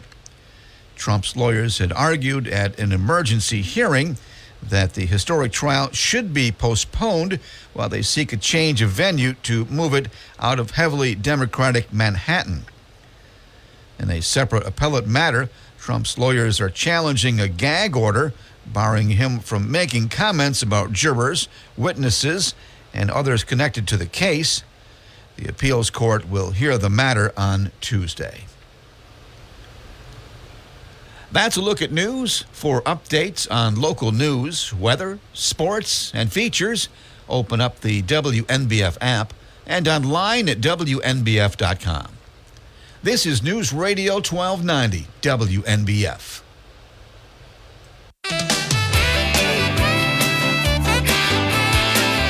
News Radio 1290 WNBF.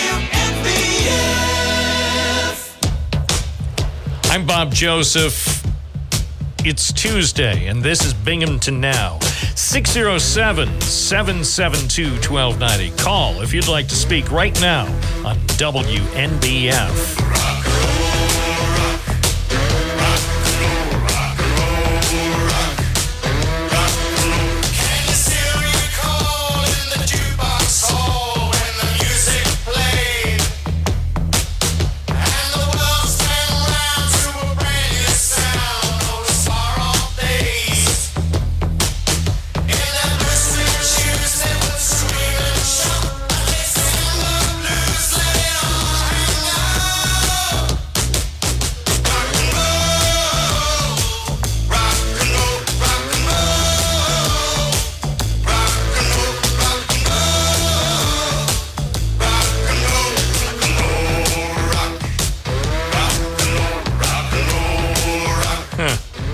Get the memo. They're changing the format.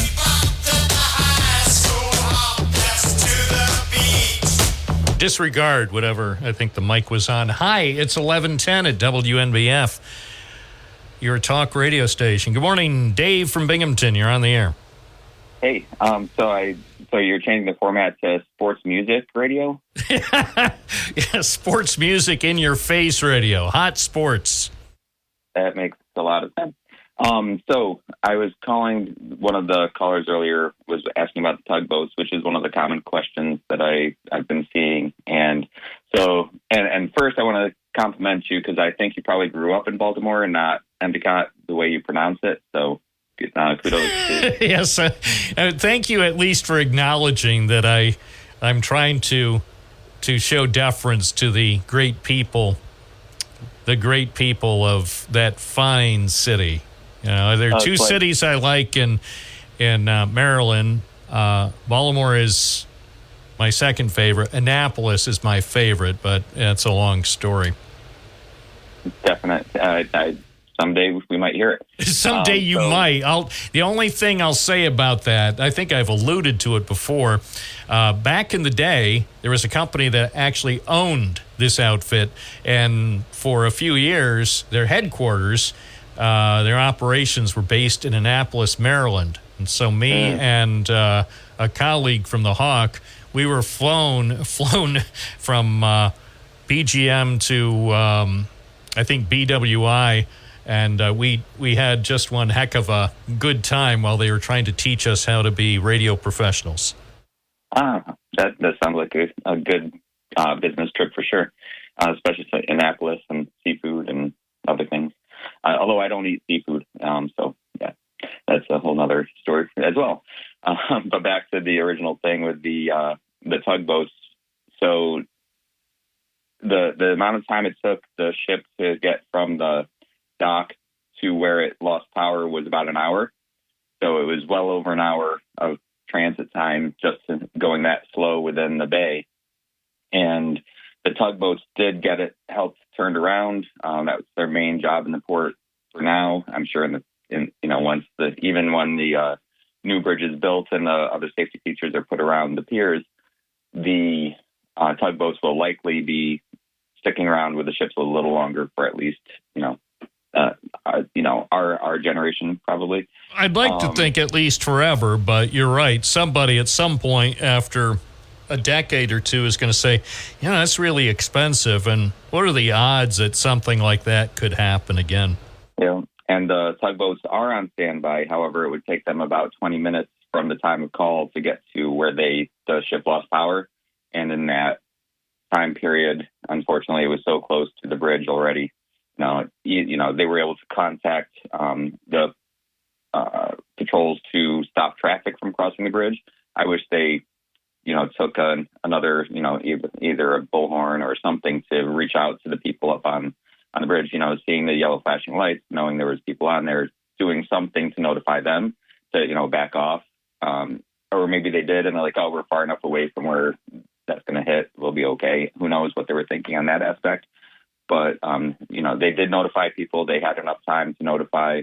A lot of the video is sped up because, again, it was moving very slowly. But when you have that much weight, no matter how slow it's going, it's unfortunately going to do damage if they don't have the pylons, or I forget exactly what they call the buffers ahead of it, like they do when bridges constructed after, I think, 1995. They have more safety buffers in place that I wish they retrofitted, obviously. But, so it's, a lot of things people question, they're there. Unfortunately, the time to correct it or to come to the aid, unfortunately, was not there. Yeah, well, what I always say after a disaster, live and learn. Live and learn. The people who didn't get killed hopefully will learn a lesson going forward. That is for people who run cargo ships, people who run ports, people who run bridges, and so on and so forth. And I think there probably are a bunch of lessons to be learned going forward to prevent such a tragedy from recurring. Very true, and I hope everyone's safe in their futures. Thank you. I always appreciate hearing a voice of reason. How is it possible that a voice of reason gets through? Some days they can call. You have a special access code. Thanks for your call. I hope you have a great day. You too. Yep. Thanks. It's 11:15 at News Radio, WNBF 607-772-1290. The other thing about this ship, and I'm really concerned that an investigation might reveal that the kind of oil, the kind of fuel that they put in these cargo ships is, shall we say, less than stellar. So I'm leaning toward really bad oil because, they're all levels. It's like everything in life. They're all levels of quality. You can get good. You can get better. You can get best. Then you can get supreme. But in addition to that, you can also get fair and poor, and then even less than poor. So a lot of the fuel that they use on these giant cargo ships, I think, is in the category, it's not an official name, but I call it less than poor, LTP fuel. So you look up sometime the kind of fuel, the type of oil that they're putting into these ships, especially cargo ships, because what I have read since the disaster 2 weeks ago is apparently there's some sort of philosophy that, we don't care what's in that oil, additives, crapatives, whatever. We got gunk and sludge. There's no other way to get rid of it. So let's mix it in with our oil and then have them load it onto a cargo ship. And then when they're out in the middle of the sea, effectively it's an incinerator for just stuff that ought to be disposed of properly. But this is the easy, cheap way. And wouldn't it be awful if it turns out that it was dirty fuel that caused the mechanical problems on the cargo ship that resulted in 6 construction workers being killed? Wouldn't that be a shame if the investigation reveals that? And there are early indications that it might. I really don't know. But wouldn't it be interesting? And then what are you going to do? Who are you going to call? I know who you can call. Binghamton Now, 607-772-1290. This is Bob Joseph. We're live on a Tuesday morning. From the Galt Auto Studios, this is WNBF News Radio AM 1290. Also available at 92.1 FM. Reserve your new Toyota at Galt Toyota. News Radio 1290 WNBF.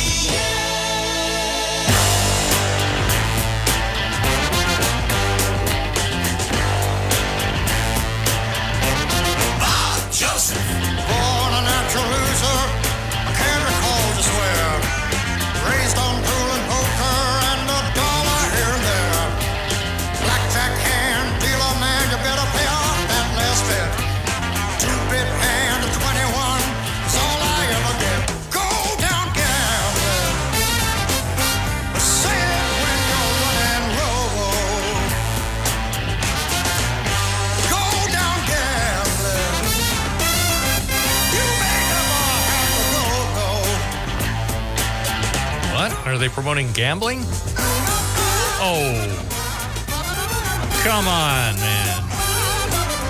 Oh, I forgot. You can promote gambling now that it's legal. Just ask the Los Angeles Dodgers organization.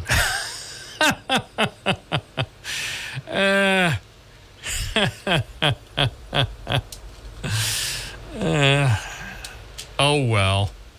That's only one scandal. There will be more. Don't you worry about a thing. I know. It's only April. How many more gambling scandals will happen in Major League Sports? Hey, that song that you just heard there was brought back the memories of the big concert. Remember the big concert in the summer of 71 at Huey? I'm looking up the story there.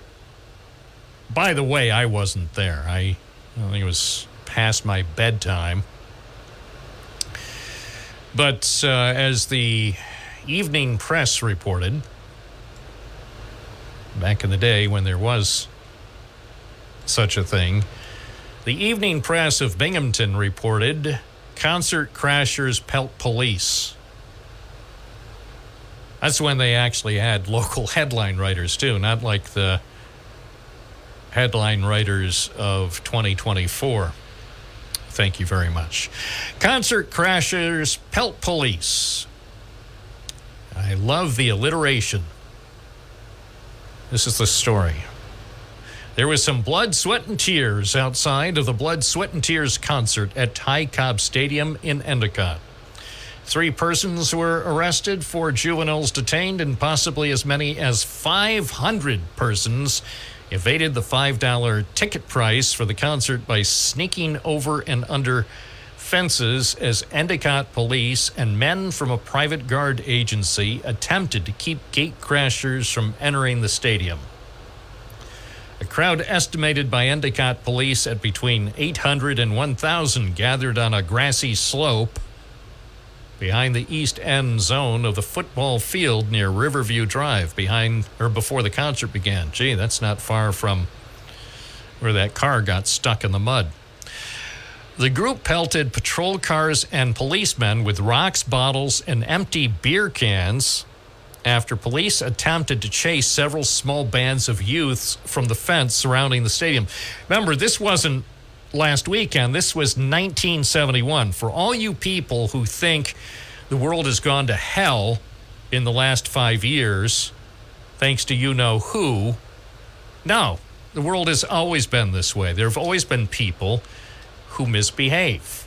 There are people today. I guarantee there is someone right now somewhere in Binghamton who's misbehaving, but even in 1971, somewhere in Binghamton, on a Tuesday morning in April, someone was misbehaving. Not much changes. The names change, but as far as misbehaving, yes, contrary to what they say. They may tell you they ain't misbehaving, when in fact some people definitely are. So the story also says, I love these stories because they were filled with juicy details. There were no injuries, but several Endicott police cars sustained dents when hit by flying objects. One plainclothes policeman was pushed to the ground by a youth. Remember, this is 1971. I know you're saying, well, you see, it's because of the liberal Democrats. Liberal Democrats are responsible for all that. Yeah. Who was governor of New York at the time that happened? See what I'm saying, kids? Well, he was a Republican, but times were different then. That youth was later taken into custody. According to the Evening Press of Binghamton in August 1971, apparently many youths were successful in sneaking into the Endicott concert by climbing over a fence on the far side of the field.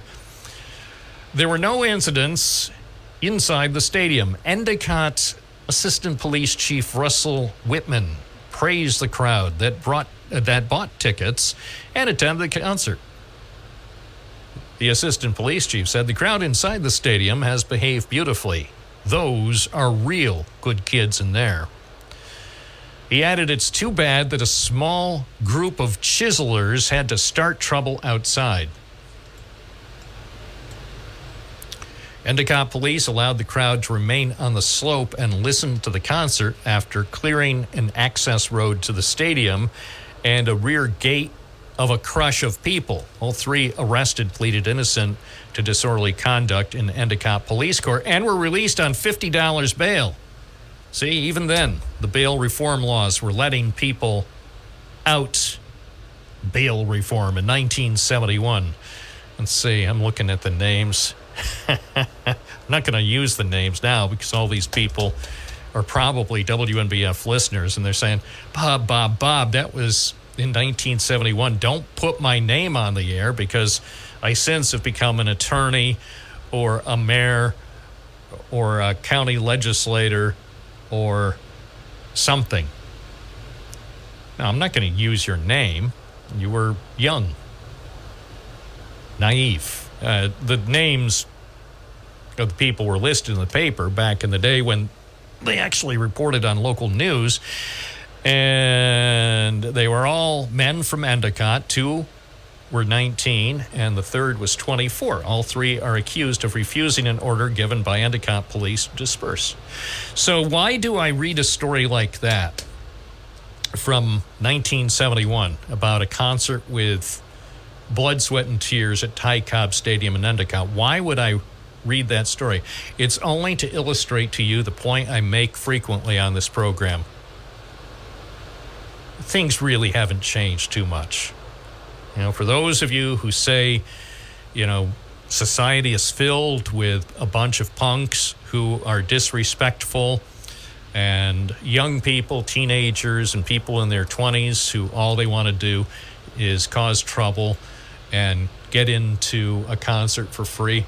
What I say is, hey, that type of stuff has always been part of society. Not just here, not just in Endicott, not just the Triple Cities, everywhere. There are always some people who behave poorly. So, does that mean in 1971 in Endicott things were out of control? No. I was in Endicott in 1971. Things were under control. So sometimes things get a bit out of control. That's why we have law enforcement. When things go sideways, then who are you going to call? You're not going to call Ghostbusters. You're going to call your police agency and say, look, there are people trying to sneak into the concert. They don't want to pay $5. They want to get in for free, so you call the police. They respond. They restore order. If some people need to be charged, they can be charged. You haul them into police court. Bail is set, as bail should be set. The whole point of bail is just to ensure that you will show up for your court date. Well, I don't think anybody should be entitled to bail unless you're a millionaire or a businessman or a government official. Then you should get bail. No, you should be eligible for bail except in very specific cases. Well, I don't think that guy who stole the hot dog from that convenience store in Endwell, he stole that $1.98 hot dog from the rollers of that convenience store in Endwell. I don't think he should get bail.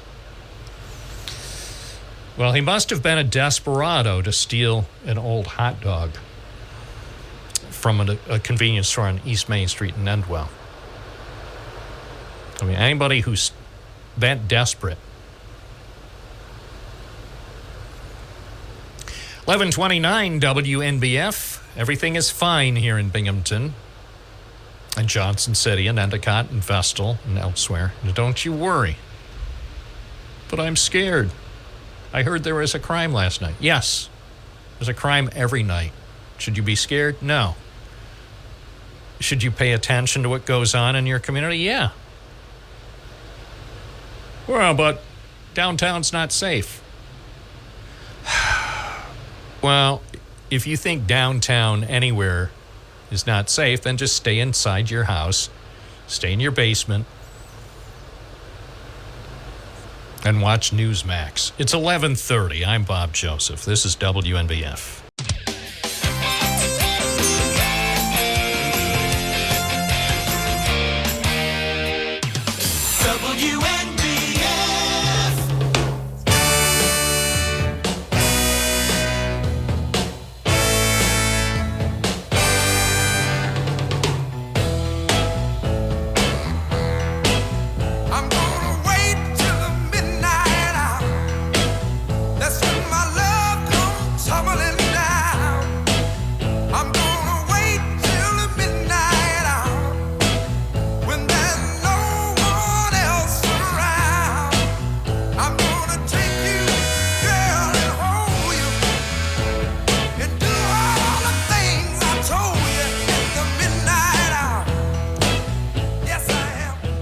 .32. It's almost the noon hour here at WNBF.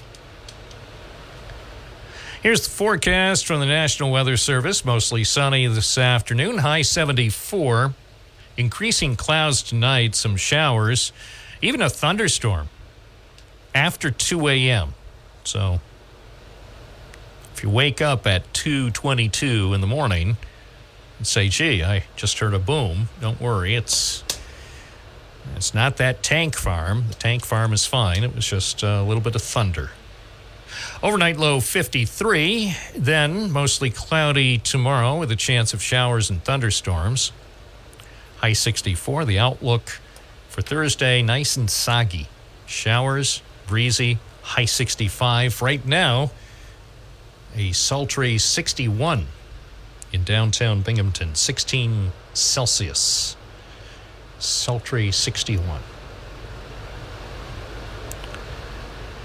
Here's some weather guidance from the people at the Weather Bureau. A low-pressure system moving into the Great Lakes. Some hydro concerns are possible later in the week, as well as the potential for strong winds Thursday night into Friday. Hydro concerns. I think that means they're afraid of some flooding. I'm not sure why they didn't just say there's a chance of some flooding later this week because we're going to get a lot of rain.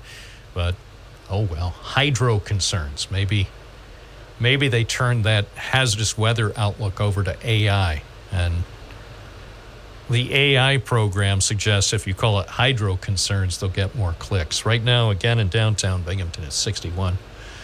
Here at WNBF.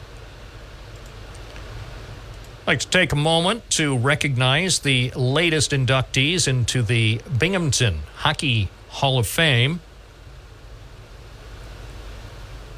By the way, I see from Fox 40's coverage that the legendary Roger Neal was on hand at the arena for this event over the weekend. Roger Neal already is a member of the Binghamton Hockey Hall of Fame.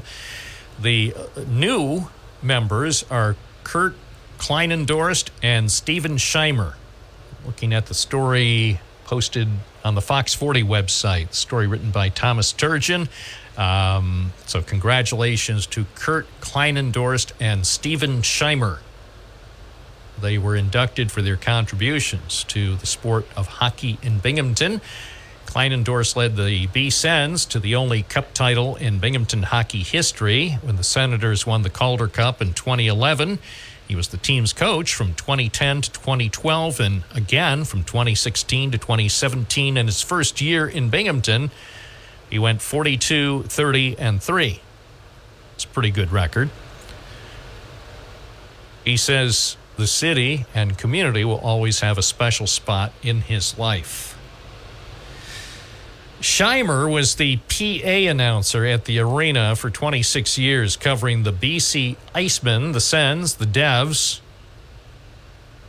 I never called them the Devs. I called them the Devils because I wanted to show respect for the Devils. And eventually the Bears. Scheimer now works for Equinox Broadcasting as a program director and morning show host. Scheimer has announced over 1,000 career games and says that is just part of the job he had. And here's a clip, courtesy of Fox 40. Thank you, Fox 40, for letting me play this clip of Shimes. I'm very humbled. We have a great hockey base here in Binghamton, and to be able to inform the people and entertain them for 26 years, it's quite an honor to be honored for doing just my job. Well, congratulations, Shimes, and also to Kurt Kleinendorst, latest members of the Binghamton Hockey Hall of Fame. 11:36 at WNBF. Good morning, you're on the air. What's your first name? Where are you calling from? Good morning, Bob. Good to hear you. It's Jeff in Owego. Hey, welcome. Thank you. I haven't been tuned in lately. I'm sorry. I missed a lot. You're a journalist, I believe. I believe that in my heart. You just want to ask questions, right? No, I want to ask questions and eat chocolate chip cookies. So. Oh, I'm with you. I'm watching out of Schenectady. I don't know if you're aware of it, but if you put on your journalist hat and went into the public space of the courthouse building there in Schenectady, anywhere that the public is allowed to walk in to our buildings, Schenectady doesn't own those buildings. The people own them. But if you walked in there and said, hey, I'm Bob Joseph, and I want to walk around and take pictures,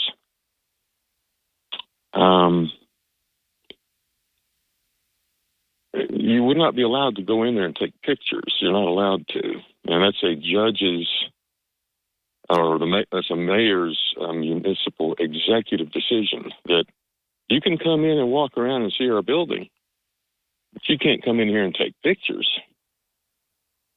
Right. That's true here. No, not right. No, it's true here. You try to pull you pull that stunt in Binghamton or Birmingham or Biloxi. That's the same thing. What makes you think you can go into a courthouse or city hall and just take pictures. I don't know. I always thought it was John Adams or James Madison, one of those guys. I think we told them long ago, you don't own this building. We do. Yeah, it makes no difference. You try to take pictures in a government building, that's the quickest way to either be detained or kicked out. Right. Or both, or arrested, or charged. So here's a good rule of thumb. If you want to take pictures, you go to the park. Even taking pictures in the park could get you in trouble. So be careful in America where you take pictures, because odds are you're going to be challenged. Right. And the second part of what happened out of that piece that happened there in Schenectady, and it's ongoing, there'll be a lawsuit probably, but the second piece of that is that it creates, and you can watch this live, it creates a great amount of disdain. And so when we have this divide between the people and the police, which I know that police do some tough, heartbreaking, life-saving, hard work. But on the other hand, you have the order followers, which we can remember that phrase, I was just following orders. And they're on camera going, yeah, I'm just following orders. But your order is unconstitutional. And so when the guy said, well, I want to see your press pass, he handed him the Constitution, and he said, it's right here. Don't you get it? And he said, well, I see it's right there, but I'm following orders. And said, you're not going to uphold your oath? I mean, you swore an oath to the Constitution. And so this is what's causing a lot of divide with people and the police. What is the nature of the divide? Because you can't go into a courthouse taking pictures. Why is that affecting the ability of Americans to pursue life, liberty, and happiness? The nature of the divide is this. So you're saying if I refuse to leave the building, you would arrest me? Yes, I'll arrest you with force if I have to. And then I will send you into the court system where you'll have to pay money to exercise that right which you believe you have. And it's not just that you believe you have it, you do have it. We've been so indoctrinated to think that, oh, if you tell me I don't have this particular right, I must listen to you. Well, you take somebody and you put them in jail and you drag them through the courts and you cost them a lot of money and you break their family financially, it creates disdain. And the cops, in my opinion, should say,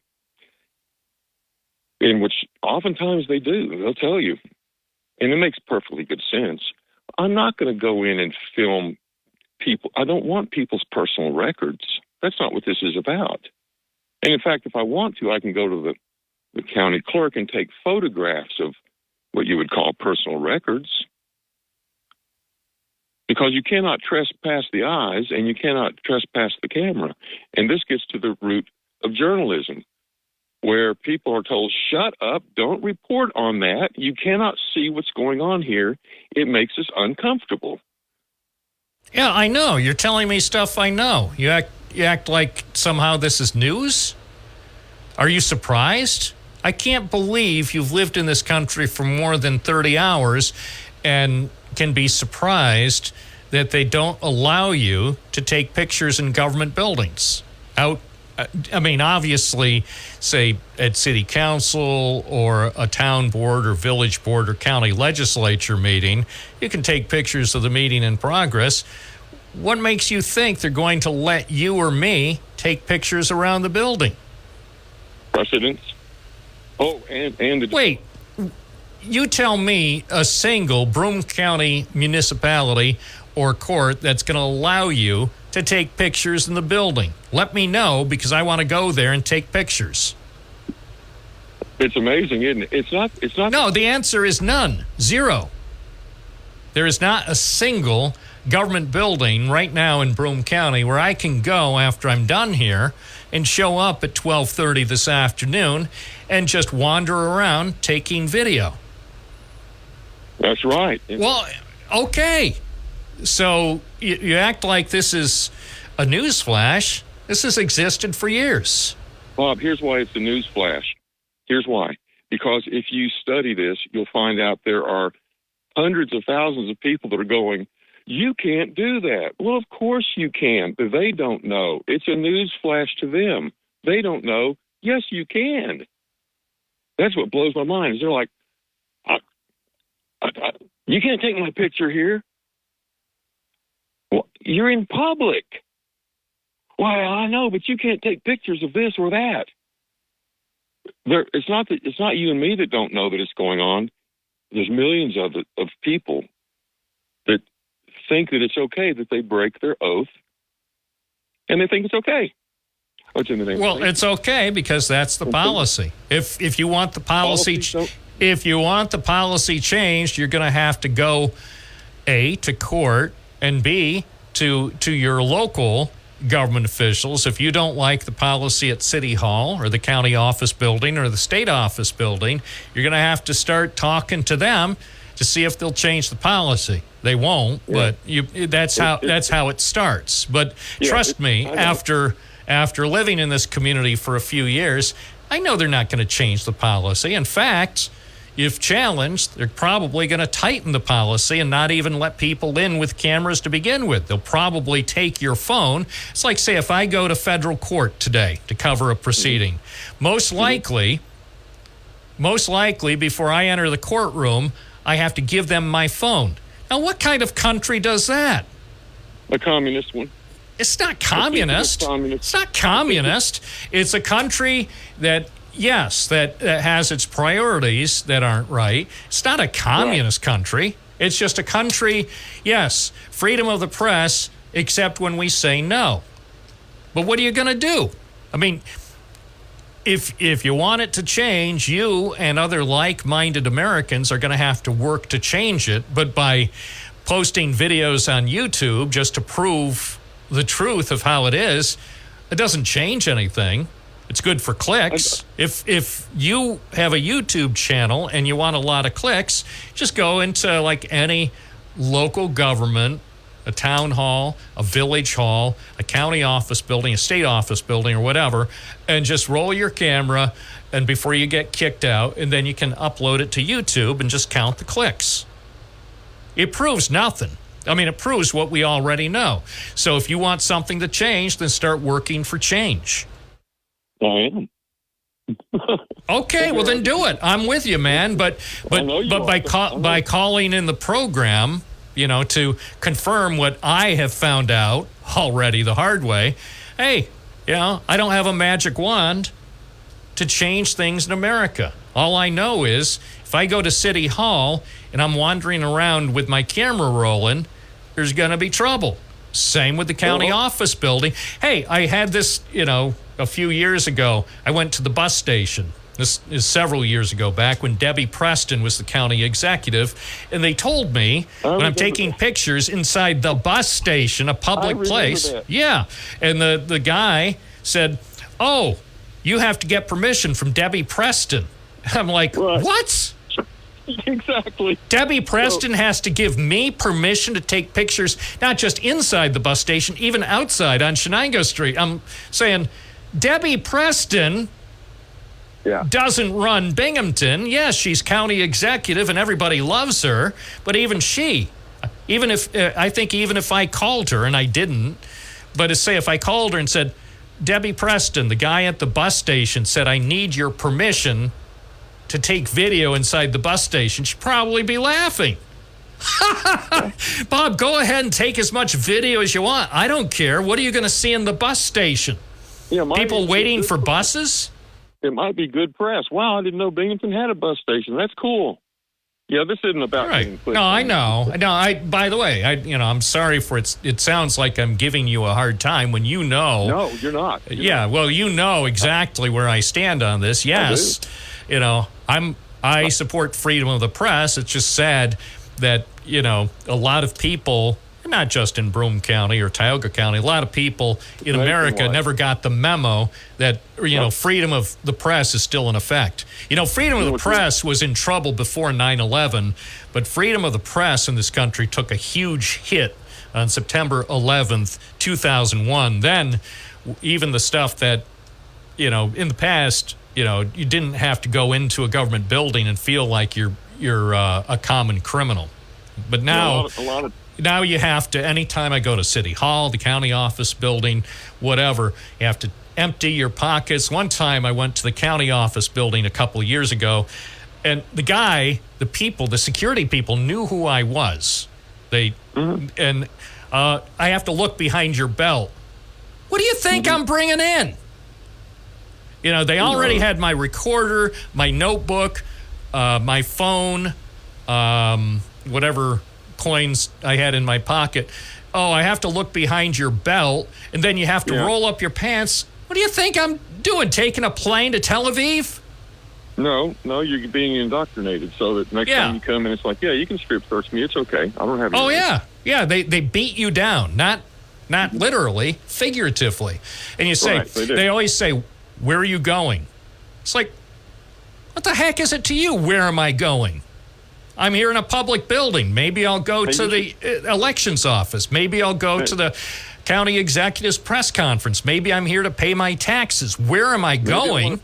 Maybe I want to take a picture of the boardroom. Exactly. Yeah, maybe I want to take a picture of the beautiful town names that are posted in the legislative chamber.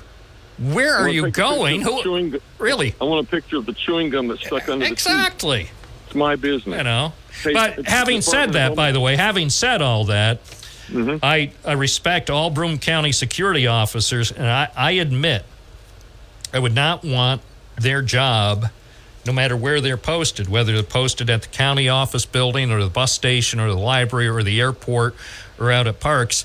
I understand that they're facing a lot of issues every day, so I respect them, and I understand that they basically, as you alluded to a few minutes ago, they're following orders. And they don't have, and I know some people, either current or former county security officers, and I know from talking to them, a lot of times they don't like their orders, but what are you going to do? You follow the orders or you find another job. So you find another job or you follow your oath. That's the deal. Anyway, you swore an oath to. I know. Hey, Bob.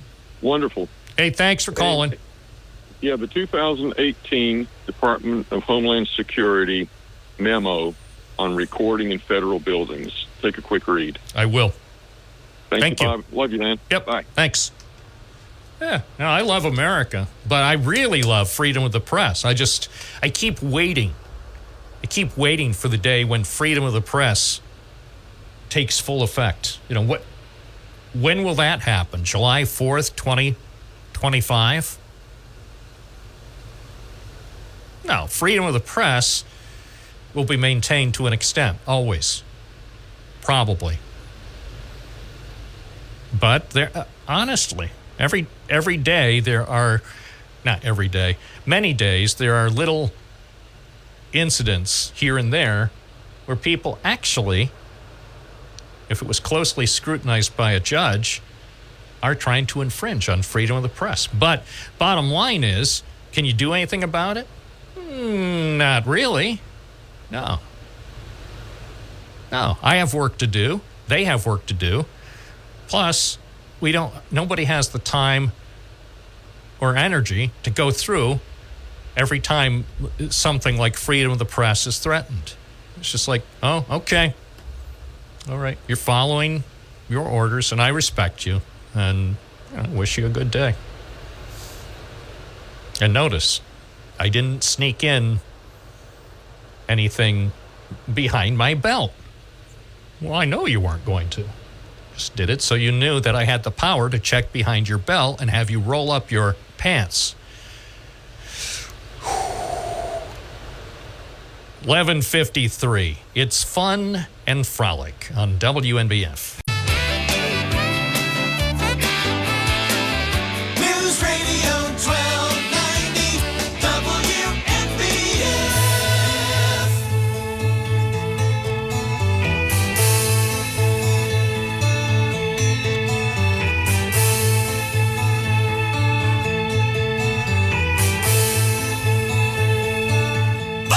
Joseph.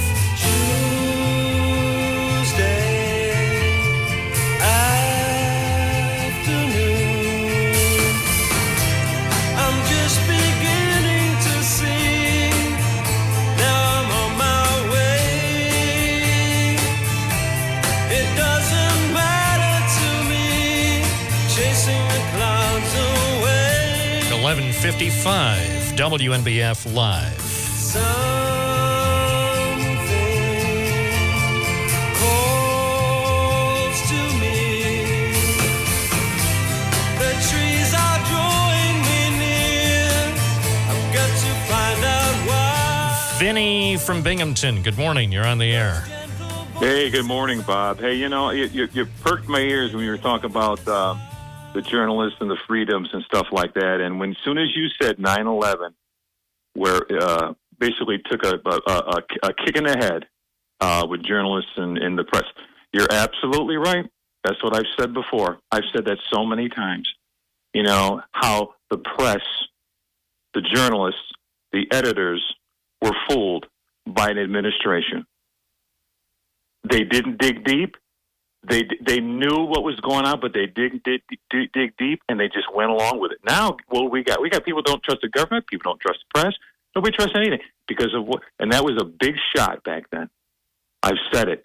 All the top 100 major newspapers in this country went along with the invasion, and they were wrong. And then when we have the correspondence dinner, and all the press is there, and the president's there, and they're sitting there watching that little joke film of George Bush looking behind curtains, looking for weapons of mass destruction. Oop, not here. Looking in the drawer. Oop, not here. What could the press not do but laugh? That's them. A lot of that was their fault. They didn't do their job when it was most important to the American people to find the truth. And now they're laughing at their screw up. And I think that it was a big shot. 9/11 hurt more than you thought. Oh, yeah. And the repercussions continue. Decades later, here we are 22 and a half years later, or whatever it is. I can't do the math. It's just like, what's the use? But something's got to change. The pendulum has to swing back. And at some point, it eventually will. But, the fact that here we are more than 2 decades later and, the impact on the media in this country just persists. Appreciate your call. Gee, that's all the time we have. I know we dealt with, I guess, a wide array of topics today, and maybe some of it's just a little too tough to handle. But, hey, when it comes to our rights and crime and that sort of thing, sometimes you have to express your thoughts. I'm Bob Joseph. Have a great afternoon listening to WNBF. This is News Radio 1290 AM, WNBF Binghamton. Now on 92.1 FM, W221 EJ Binghamton.